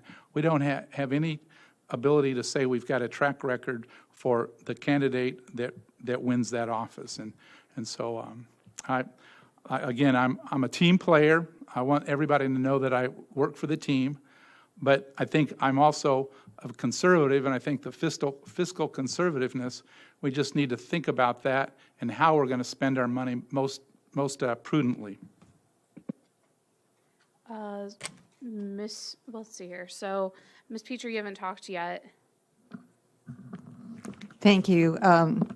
I've listened to all of you, and I need some clarifications. The conversation has been on the assumption that with the proposed salary is that the elected county executive will be a part-time person, and that that person will have a professional. And I'm not sure why we're having the conversation in those contexts, because we do not know who will be elected. We don't know if that person wants an administrator or not. Why aren't we having the conversation in the context of what will be the best combination for running the county? Will County doesn't have a county administrator. Will County elected county executive, Pius may have to correct me on this, I don't think that person's ever hired their own attorney up there. I can correct you on that. The county executive has a chief of staff, which is the equivalent to the county administrator. Oh, he does? And they have a fully paid state, fully paid. Outside of the state's attorney's office? Correct. Okay, thank you. With a nice salary. For that correction. Okay, so to me, the conversation shouldn't have anchored around what should be the pay. To me, the conversation, which we should have had last June and going into July, is what do we want for this county to run this county in the best possible way? And once that's decided on, Then you start figuring out what should be the pay for these individuals. As an urban planner, I think the best thing is the elected county executive and a county administrator. I haven't heard that full-time as part of the situation that's being discussed. Now, that costs more money, so then the question becomes, how do we figure out in the budgeting that we would be able to do that? One of the ways is bring up the recorder issue again, but nobody wants to touch the recorder issue because that would free up a whole bunch of money to take care of having both, and you want both of these professionals running our county. So right now, it's very difficult for me to vote one way or the other because I think the conversation should have gone around, what do we want to make this county run as best as possible for this size county? We have a whole lot coming up. Do we move to downtown Urbana? Do we do something with the jail? We have the nursing home. Do we move the sheriff out to the Ilias building? There's a whole lot of things going on that need to be done in a way that is most due diligence. And if we don't have two people there who can do that, then we'll just continue to make the many mistakes that county boards have made, which have put us into this pushed against the wall situation that we have right now on the jail situation and the nursing home. So I might have to do a Ralph Lanningham and leave the room since we can't abstain from voting. But I really think the crux of the conversation ought to first begin with what do we want to see for our county and how it's run. And if we still think we need a board speaker or a board chair, what are those roles? Part of the problem up in Will County is they're falling over each other because there's no clear definitions, and in some ways they don't talk to each other. And that's something that we should work hard not emulating what's happening in Will County. All right, Mr. Anderson and Mr. Weibel. Thank you. I see this executive being full-time, not part-time. I see it being someone who brings, not to us, but brings to the voters their qualifications on why they should be elected. At the end of the day, I don't believe the dumbest politician will get elected, because I have faith in the voters that they can differentiate on who's going to be qualified, and these candidates will have to stand up and say why they should be elected, and as opposed to their opponent, and why they're qualified for the position. And getting that message out to the electorate, will be able to make an informed decision. And Patsy has lots of good questions about what exactly will this person do, and what will their responsibilities be, and how will it balance. At the end of the day, this board controls the budget, not the executive. That person can be reined in on what they do, whether they get an attorney, whether or not they get a executive or assistant, by the budget that they're provided. Now, they can work within that budget and make their own adjustments, but they're mandated by statute to perform certain duties, and they'll be expected to.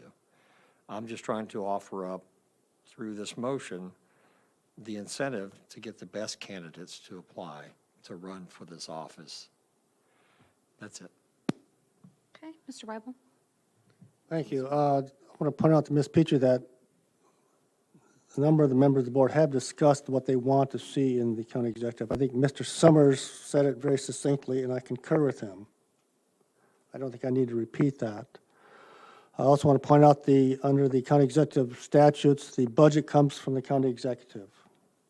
They prepare the budget, they give it to the board to vote on. Now, obviously, the board can modify that, but I would point out that the budget does come from the county executive. It's a day-to-day operation. Yes, it's correct, Mr. Anderson. The county executive prepares the budget. Yeah, I said it has to be approved by the county board. I said that. But that's where it starts out. What else was I going to say? Well, I think that covers it. I mean, clearly, we have to make a lot of choices about some of the ins and outs of this position. I will say also the county executive will basically inherit the administrative staff that we have right now, including Mr. Schneider. As you said, when you say they can't have a county administrator, the chief of staff is effectively their county administrator. It's just a change in title. The only thing the county board will require somebody to work on preparing agendas and taking minutes. So there will be a person that has to be slotted to the county board, at least one person, I would think, at least, or certainly maybe part-time, maybe full-time. And back to the part-time, full-time, I probably made a mistake when I said we had to make that decision, because really, the amount of time that the person puts in is up to the official. I can be here 40 hours a week, I can be here 20 hours a week, doesn't matter what I'm paid. I'm classified as part-time, I think it's mostly because of benefits, probably mostly IMRF. You're classified part-time. So in reality, like any elected official here, they can show up as much as they want. And we've actually known there's a certain official didn't show up hardly at all, yet he was paid full-time. So it's really up to the official how often they want to work. So I don't think that's important. Important thing is, like Mr. Mitchell says, we don't have much money. We don't have much money at all, and we don't know what we're really getting into. And, you know, the county board chair has never paid much in this county for quite some time. And I think we've had good county board chairs. I won't talk about myself. We've had good ones in the past and some not so good. That happens when you have elections. And finally, I'd like to have a roll call. Is there a second for the roll call? Yeah, Mr. Mr. Weibel, at the beginning of his comments, talked about a form of government that was an executive and a legislature compared to our federal governments, and I see that as that way. Yet some of the discussion since then is let's drag this position down to nothing, where it really can do nothing, and it really can't create or drive or lead in a way that we can have a legislator, an executive, and a legislative type of branch. If we want that, you know, our county asked us to change our form of government. Bringing in someone that has no skills doesn't change our form of government. It just adds to another layer of what we're doing. I used a word earlier that we'd be stuck in our own miasma, and that's what it is. We're stuck in our own dark, gloomy nothing. And why our presenters tonight, our public committee wasn't quite accurate in describing how those can combine. There certainly is a way to do this in a way that will save us money. I think that we know that, but rather than throwing out the fear of we're going to use a state's attorney or use an attorney, well, we use a state's attorney now, and we can do that in the future. And we can direct that person by budget to do that as well, by changing the budget, not allowing it. So I think that we want to hire the best person we can. We want a true executive that will lead our county, and let's get some stuff done and get off this, like I say, this dark, gloomy shooting back and forth, and try to really get some stuff done that we care about. And I think to do that, we need the strongest leader we can. Thank you. Point of information, Ms. Marsh, that is explicit in the state statute that the county executive can hire legal counsel. Therefore, the county board will have to provide budget for it. Right, but what's the likelihood of if we hire the right kind of person that happening? Again, you just we could say that a UFO is going to crash in this building, we're going to need a new building tomorrow too, but the likelihood of that, that's just a made-up fear. Respectfully, sir, there's nothing fear, it's a possibility. No, respectfully, sir, we can say anything could happen, but again, we want the strongest leader we can. Let's get something to lead our board and lead our county to something better that we can do together. And thank you. All right, Ms. Cowart. Okay, what I've got to say is I'm not going to vote for option one at all, because if we're talking about laying off about 30 people that's working here in the county, we're asking all our department heads to cut their budget so that we can put money into the general corps. Then we're talking about $117,000 for unknown. We're talking about getting the most qualified person in here to be executive. Can any of you all guarantee that? Because we don't know who we're going to get in, because we have no idea who's going to run for that office. I know one person that's probably real qualified to run it, and they're going to run But anybody else, we don't know who we're going to get. It's going to be up to the voters. And how are they going to know who's the most qualified? Because anybody can say whatever they want to say to sound good and get those votes. So I don't know. And as far as comparing this with the nursing home, it was our fault that we got MPA in the first beginning. It was our fault because we gave them a contract where we had no say-so in what they did over there at the nursing home. We thought we were getting the most qualified person to come in and run our nursing home, even though we had people that was willing to come in here and get the nursing home off the ground without any pay. But we chose to get MPA and pay them to come in and do what we thought they were going to do, but they didn't. So like I say, I'm not going to vote for option 1, but I will vote for option 2. That's my thoughts. Any other comments? All right, with that, roll call. So the motion that is on the floor is to substitute, it would read, the county executive serves in a manner similar to the current county board position with significant delegation of administrative duties to a management staff. Actually, my substitute motion was to make the salary for the county executive $29,274, period. Okay, all right. That's a substitute motion. So if you vote yes, that would become the main motion. Mm-hmm. Okay. All right, so are we clear? So is it your motion just for the salary, but you're not determining full-time or part-time, none of that? Yeah. So salary of $29,274. Roll call, please. Esri, Nay. Furtado. Goss, No. Harper. Hartke, Yes. King. Marsh, Nay. McGuire. Mitchell. Patterson, Yes. Petrie, No. Rector. Rosales, No. Summers, Yes. Tinsley, Yes. Weibel. Anderson.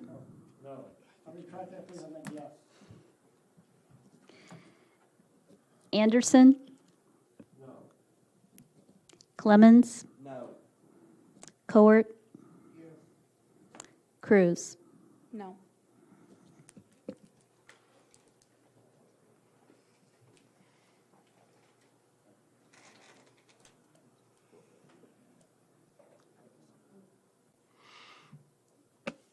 It's 8-12. It failed. Further discussion or a motion? Oh, no, it goes back to Mr. Anderson's motion. Yes. Any discussion on his motion? Roll call vote, please. Second? That would be to set the salary at $117,269, correct? With the.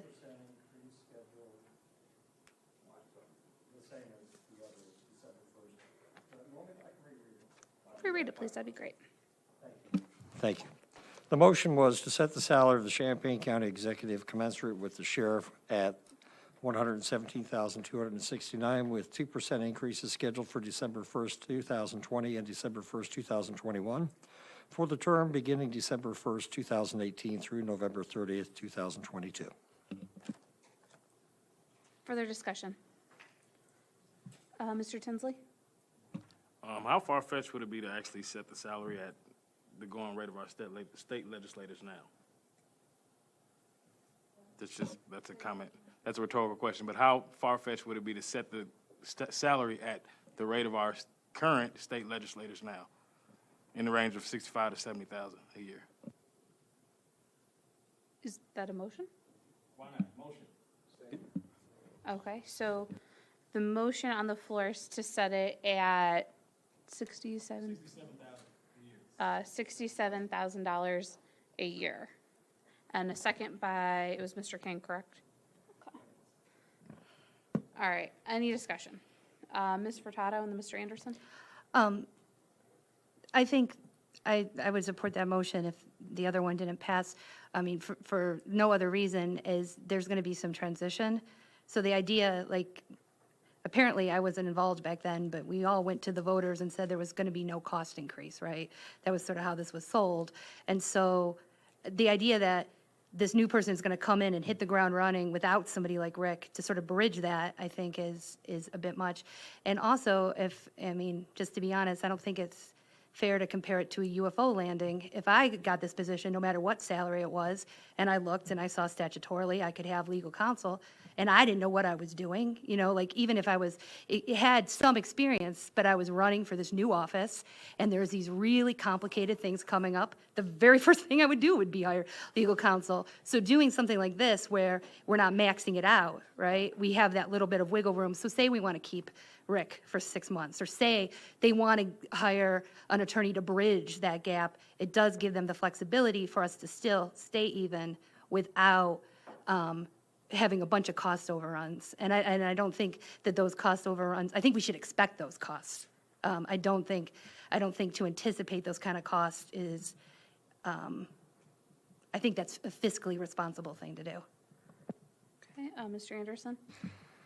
I'm trying to understand the motion by the maker. Maybe he can explain it. We're looking for a county executive to operate a county the size of Champaign, and all its required special knowledge, that this compensation would seek out those people who have those qualifications to go out and appeal to the voters to be elected. And why, I guess I'm trying to understand, why would we offer some amount for a state legislator when the jobs are totally different, and one's proposed potentially full-time, the other one is not full-time? So if you could help me. Mr. Tinsley? I believe it would not limit the diligence and integrity to our candidates who are just seeking a candidacy for $117,000. I think, adding on to what Ms. Furtado said, that would leave enough wiggle room for, emergency circumstances. And not only that, it will promote diligence for people who actually want to run out of the interest and not just pertaining to the salary. Okay. Any other, Mr. Anderson? Well, attracting people to run for it, not just because of the salary, if I have a skill set to be a public administrator, which I have a lot of education in and was a secondary of my formal studies, I would seek the job that paid $117, not the job that paid $60. So those of talent who can get hired at $117 will seek those jobs. The ones maybe that the others won't hire will take the lesser paying one, would be my thought. Mr. Tinsley? Does someone who would be selling for $60,000 automatically limit their expertise due to their income? I mean, there are people who take pay cuts every day just due to their interest in what they do. I mean, I can just imagine me going home as an administrator with a significant other at home saying, hey, I've got an idea. I'm going to take another job, same work. I'll be gone just as much, but I'm going to take half the pay because I want that job. I think that's going to be hard to find. I don't think Mr. Schneider nor all the other applicants who applied for this position when he was finally selected would have ever applied for a job for $60,000. Who would have applied, I probably wouldn't want to have interviewed. But I guess we could always say there's that one star out there that might be attracted. there always is. Any other comments? Mr. Mitchell? I need some clarification. I've heard, and in our discussions that there would be someone, a different title classification that would be someone as Rick Schneider. And then I've heard discussion that the elected official would be administrative, but I don't have clarification. We're now in an auction bidding the price up. I just need to have a little clarity of what in the heck are we talking about job-wise? I don't really know. Can we clarify that? Mr. Weibel? Well, the county executive is responsible for the day-to-day operations of the county government and everything that includes thereupon. Similar to what Mr. Schneider is doing right now. Quite similar, except it's an elected position, obviously. How they go about doing it, of course, is up to them. If they want to do it all themselves and fire the entire administrative staff, they could. I don't think they'll do that. But it's really up to them how they want to run the administrative offices. We are electing a person to do what Rick is doing now for the most part, with some other duties. Now, on the other hand, they could hire Mr.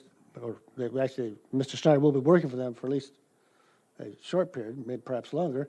They can decide, they can delegate how they want to do their responsibilities. No matter how many hours they put in, they can say, Rick, I want you to do this, this, and this. Or I want you to do everything you're doing now plus this, as they can do to other administrative staff. So it's really up to them how they do their job. But their job is to run the day-to-day operations of the county. Best way I can describe it. Okay. Ms. Petrie? To Mr. Tinsley, I did a quick and dirty on the salary of our state legislators. It's actually at $70,000, and along with that comes other accoutrements, per diems, et cetera, et cetera. So are you still set at what you're suggesting, and you haven't put in anything about freezing it across 4 years or raises at different times along this 4-year period? Mr. Tinsley? At this time, I'm really just trying to find a common ground. I know 117 is not something I'm going to pick. I'm not saying that. You tossed out the comparison of our state legislators, and I looked up the salaries, and it's basically 70,000 right now, and then they get per diems and da. And so, are you? Point of order? Point of order? The motion is on the floor. It's been seconded. He said the salary to be $67,000. Well, I'm asking if he's willing for a friendly amendment. If you want to make an amendment, Ms. Beach, make an amendment. All right, fine. I suggest a friendly amendment to the suggestion of 60,000 if he's using our state legislators as the basis, and it should be at 70,000 plus per diem, freeze for the first 2 years and 2% the next 2 years to follow the pattern of the others. Second. Okay. Mr. Patterson? Just to clarify, Mr. Tinsley, did you say the salary or the salary and per diem? I just said the salary at first. Point of order. Per diem is determined by county board rules. So per diem is not part of the question here. Salary. I guess to clarify, I was referring to the state legislature's salary. So when we're salary and per diem. So when you're talking about the salary alone of the executive, are you talking about state legislature's salary and per diem, or just their salary amount? I was just talking about their salaried amount. Okay. So, do we have, so we have got the friendly amendment of $70,000 a year. Did we get a second? Yes. Okay. So the motion on the floor right now is for a county executive salary of $70,000 annually with the freeze over the 4 years? Oh, so freeze for the first 2 years and a 2% for the last 2 years. Okay. All right, everyone clear? All right. We are voting on the 70,000, 0 over to 2% over the last 2 years. That's the amendment before us. Yeah. No. So it's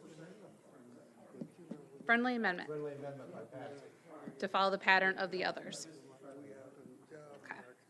All right. Roll, please. Esri, Nay. Furtado. Goss, No. Harper. Hartke, Yes. King. Marsh, No. McGuire. Mitchell. Patterson, Yes. Petrie, Yes. Rector. Rosales, No. Summers. Tinsley, Yes. Weibel.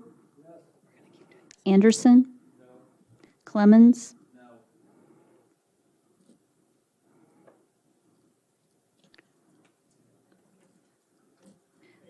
Cowart. Cruz.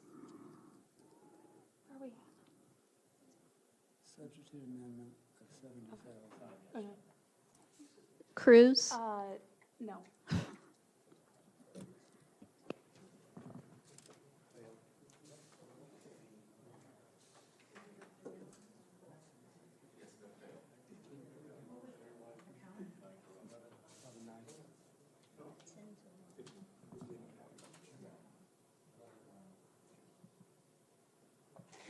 Was 9 to 11.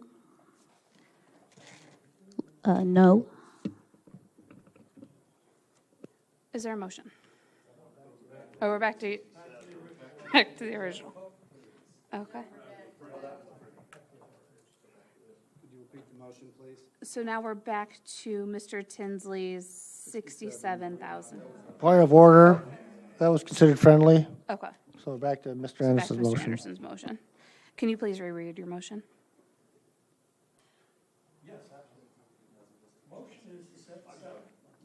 Motion is to set the salary of the Champaign County Executive commensurate with the sheriff at $117,269, with 2% increases scheduled for December 1st, 2020, and December 1st, 2021, for the term beginning December 1st, 2018, through November 30th, 2022.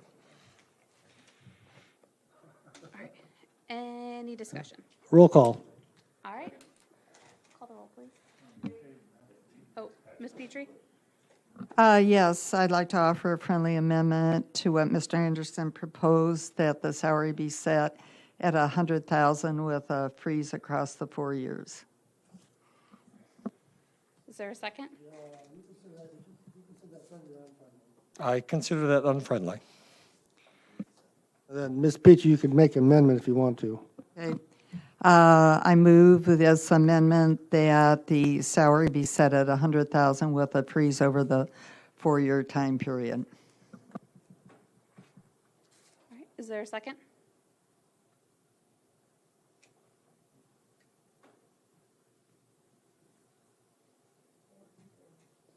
All right.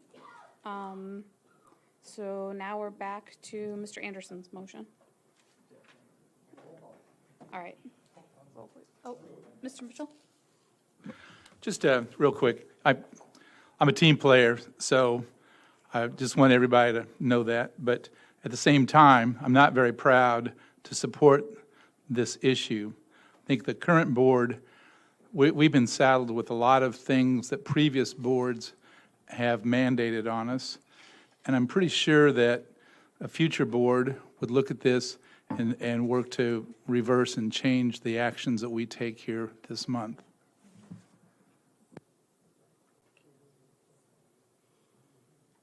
Okay. Roll, please. Esri, Yay. Furtado. Goss, Yes. Harper. Hartke, No. King. Marsh, Yes. McGuire. Mitchell. Patterson, No. Petrie, Yes. Rector. Rosales. Yes. Summers. Tinsley. No. Weibel. Anderson. Clemens. Coert. Cruz. Yes.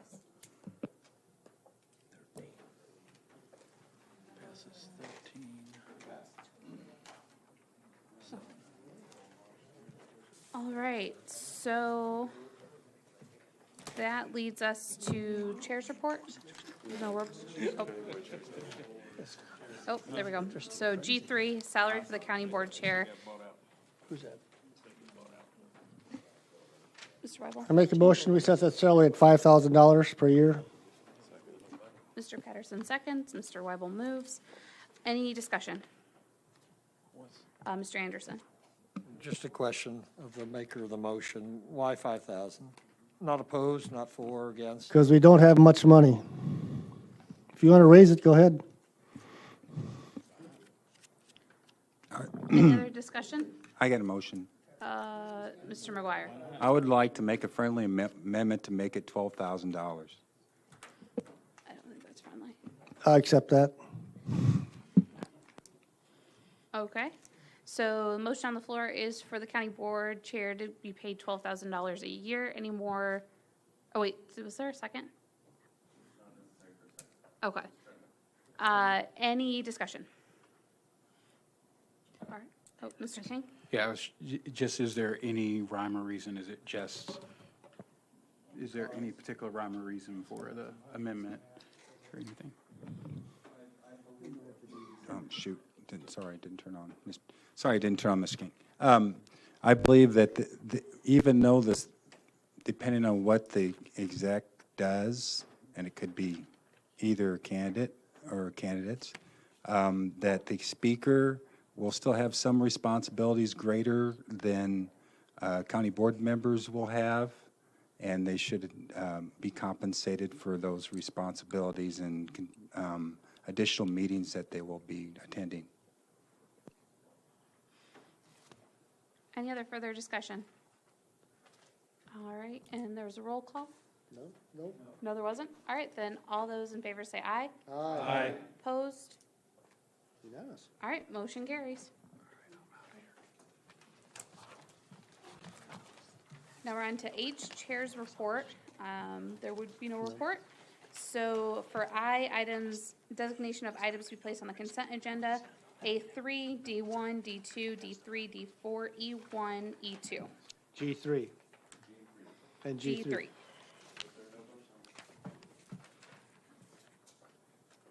Well, there was a no vote on that, On which one? on G3. There was? Yeah. Oh. Sorry. Okay. Okay, let's move on to policy personnel appointments. Mr. Rosales. Yes, I'll go ahead. I'll go ahead and pass the gavel on to Pius so he could make his appointments for cemetery board as well as all the drainage districts found on page, on the following two pages. I'll point out that you're not actually passing the gavel to me. You are still the chair of this part Okay. of it. However, I will make the appointments. Let's start out for one cemetery board. That is for the Cross Cemetery Board. I nominate Mr. Alfred Karcher for the term from July 1, 2017 to June 30, 2023. Go and vote on that. All those in favor? Aye. All those opposed? Passes. Okay, next I'm going to do the Drainage District Commissioners. All of you can take a break. It's a long list. All of these are for terms from September, First. sorry, 7, 8, October 1, 2017 to, September 1, 2017 to August 31st, 2020. All of these own land within the drainage district except for 3 of them. And when it comes to those 3, I'll mention how they're related. Those 3 will have different resolutions indicating that there's special circumstances. So, Beaver Lake, Steve Hamill. Blackford Slough, Laverne Zare. Conrad Fisher, Harlan Trotter. Fountainhead, Robert Barker. Kankakee, Patrick Feeney. Karen Compromise, Wayne Emkes. South Fork, Richard Rice. Number 10 of Ogden, John Enum. Oka, Larry Dallas. Owl Creek, Leonard Delaney. Pasodum Slough Special, Forrest Brewer. Prairie Creek, Stanley Walken. Raup, Lester Walken. Soul Fork, Dennis Bergman. Sangamon and Drummer, John Leonard. Silver Creek, Cecil Hudson. St. Joseph number 3, Charles Daly. Sumner number 1, Chris Connerty. Does not own land, but is related to a relative who does own land there. St. Joseph number 6, Bruce Stickers. Union Drainage District of Stanton and Ogden Townships, Les Olson. Triple Fork, Lowell Pete Johnson. Union Drainage District of Philo and Crittenden, Robert Grove. Union Drainage District of St. Joseph and Ogden, Daniel Deutschman. Union Drainage District of South Homer and Sydney, Linda Lee Droitz. Again, she is a relative of the landowners in that district. Upper Ambra River Basin, Andrew Edwards. Union Drainage District number 1 of Philo and Urbana, Roy Douglas. West Branch, Stanley Wolken. Willow Branch, Stephen Maddock. Risk, Stephen Harriet. Number two Town of Scott, Daniel Knoll. Pasodum Consolidated, Chris Hausman. Long Branch Mutual, Norman Yukin. And Nelson Moore Fairfield, John Heiser. Mr. Heiser does not own property, but he rents and farms land within that drainage district. All those in favor of the... Second. Second? Could I get a second? Anderson? All those in favor? Aye. Great. Then- And finally, we have one more, the Sangamon and Drummer Drainage District Commissioner. I nominate Dwayne Horshman to fill an unexpired term ending August 31st, 2019. I want to make one comment here. Mr. Mitchell talked about Senate Bill 3. I just want to point out that covers things like drainage districts and townships and other things, but doesn't cover everything. Just want to point that out. Okay, moved by Pius, second by Asri. All those in favor? Aye. Okay, motion passes. Section B, Auditor. This is the Auditor. Great, if you could step forward regarding these exceptions to travel policies by these attorneys. Sure. And I'm not sure if the note from the state's attorney got included in your packet. I didn't see it in online. Okay, good. These were 3 travel vouchers, which were for legitimate travel by staff members there. They simply got sent to our office after the deadline. They were sent to us at 90 days. They should have been there at 60 days.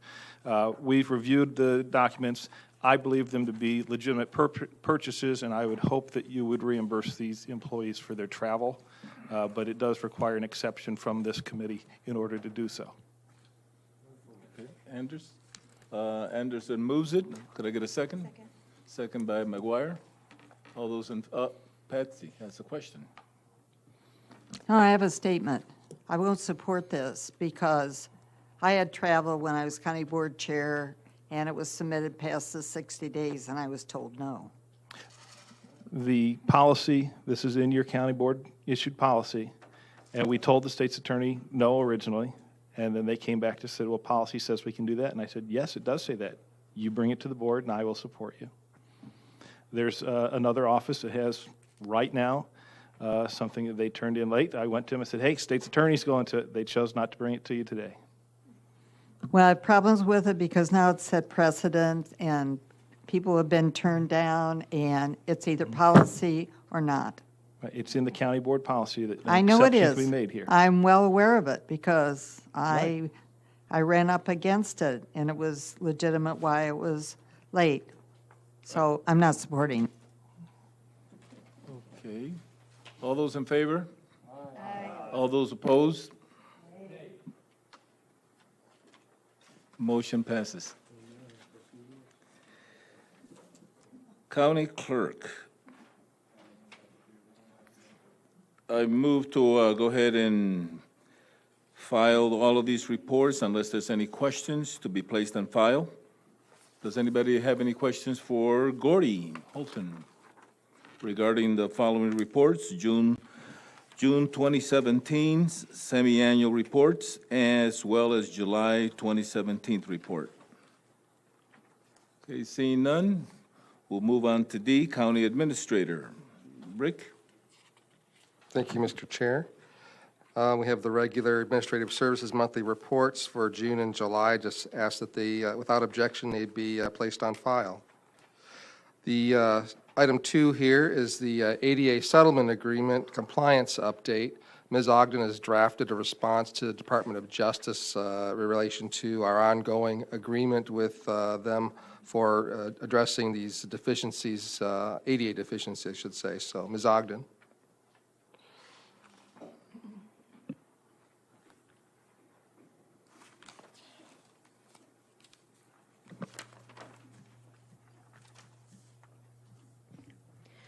This is our second annual report as required under the settlement agreement with the Department of Justice. Along with this report, there were substantial documents that were sent by Bailey Edward, our independent licensed architect, that showed compliance with the remedial actions that were required by the Department of Justice. We are presently beginning work for improvements at the satellite jail, and I know that Highway also has a substantial number of ramps that have to have improvements made. Outside of that, we have complied with all of the facility requirements with the exception of the downtown sheriff's office and jail. And it is estimated that the cost of the ADA improvements at those facilities is about $175,000 plus architectural fees. Initially, the settlement agreement required that the county be in full compliance by March of 2018. And in conversations with the Department of Justice, there is a willingness to extend that deadline as long as the county provides some kind of timeline and plan for either bringing those facilities into compliance or closure of those facilities. So my recommendation to the county board is that we provide that plan and timeline to the Department of Justice no later than March of 2018.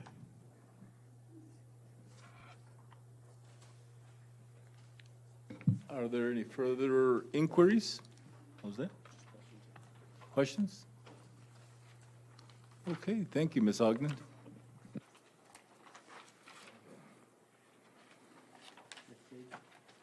What was that? Next page.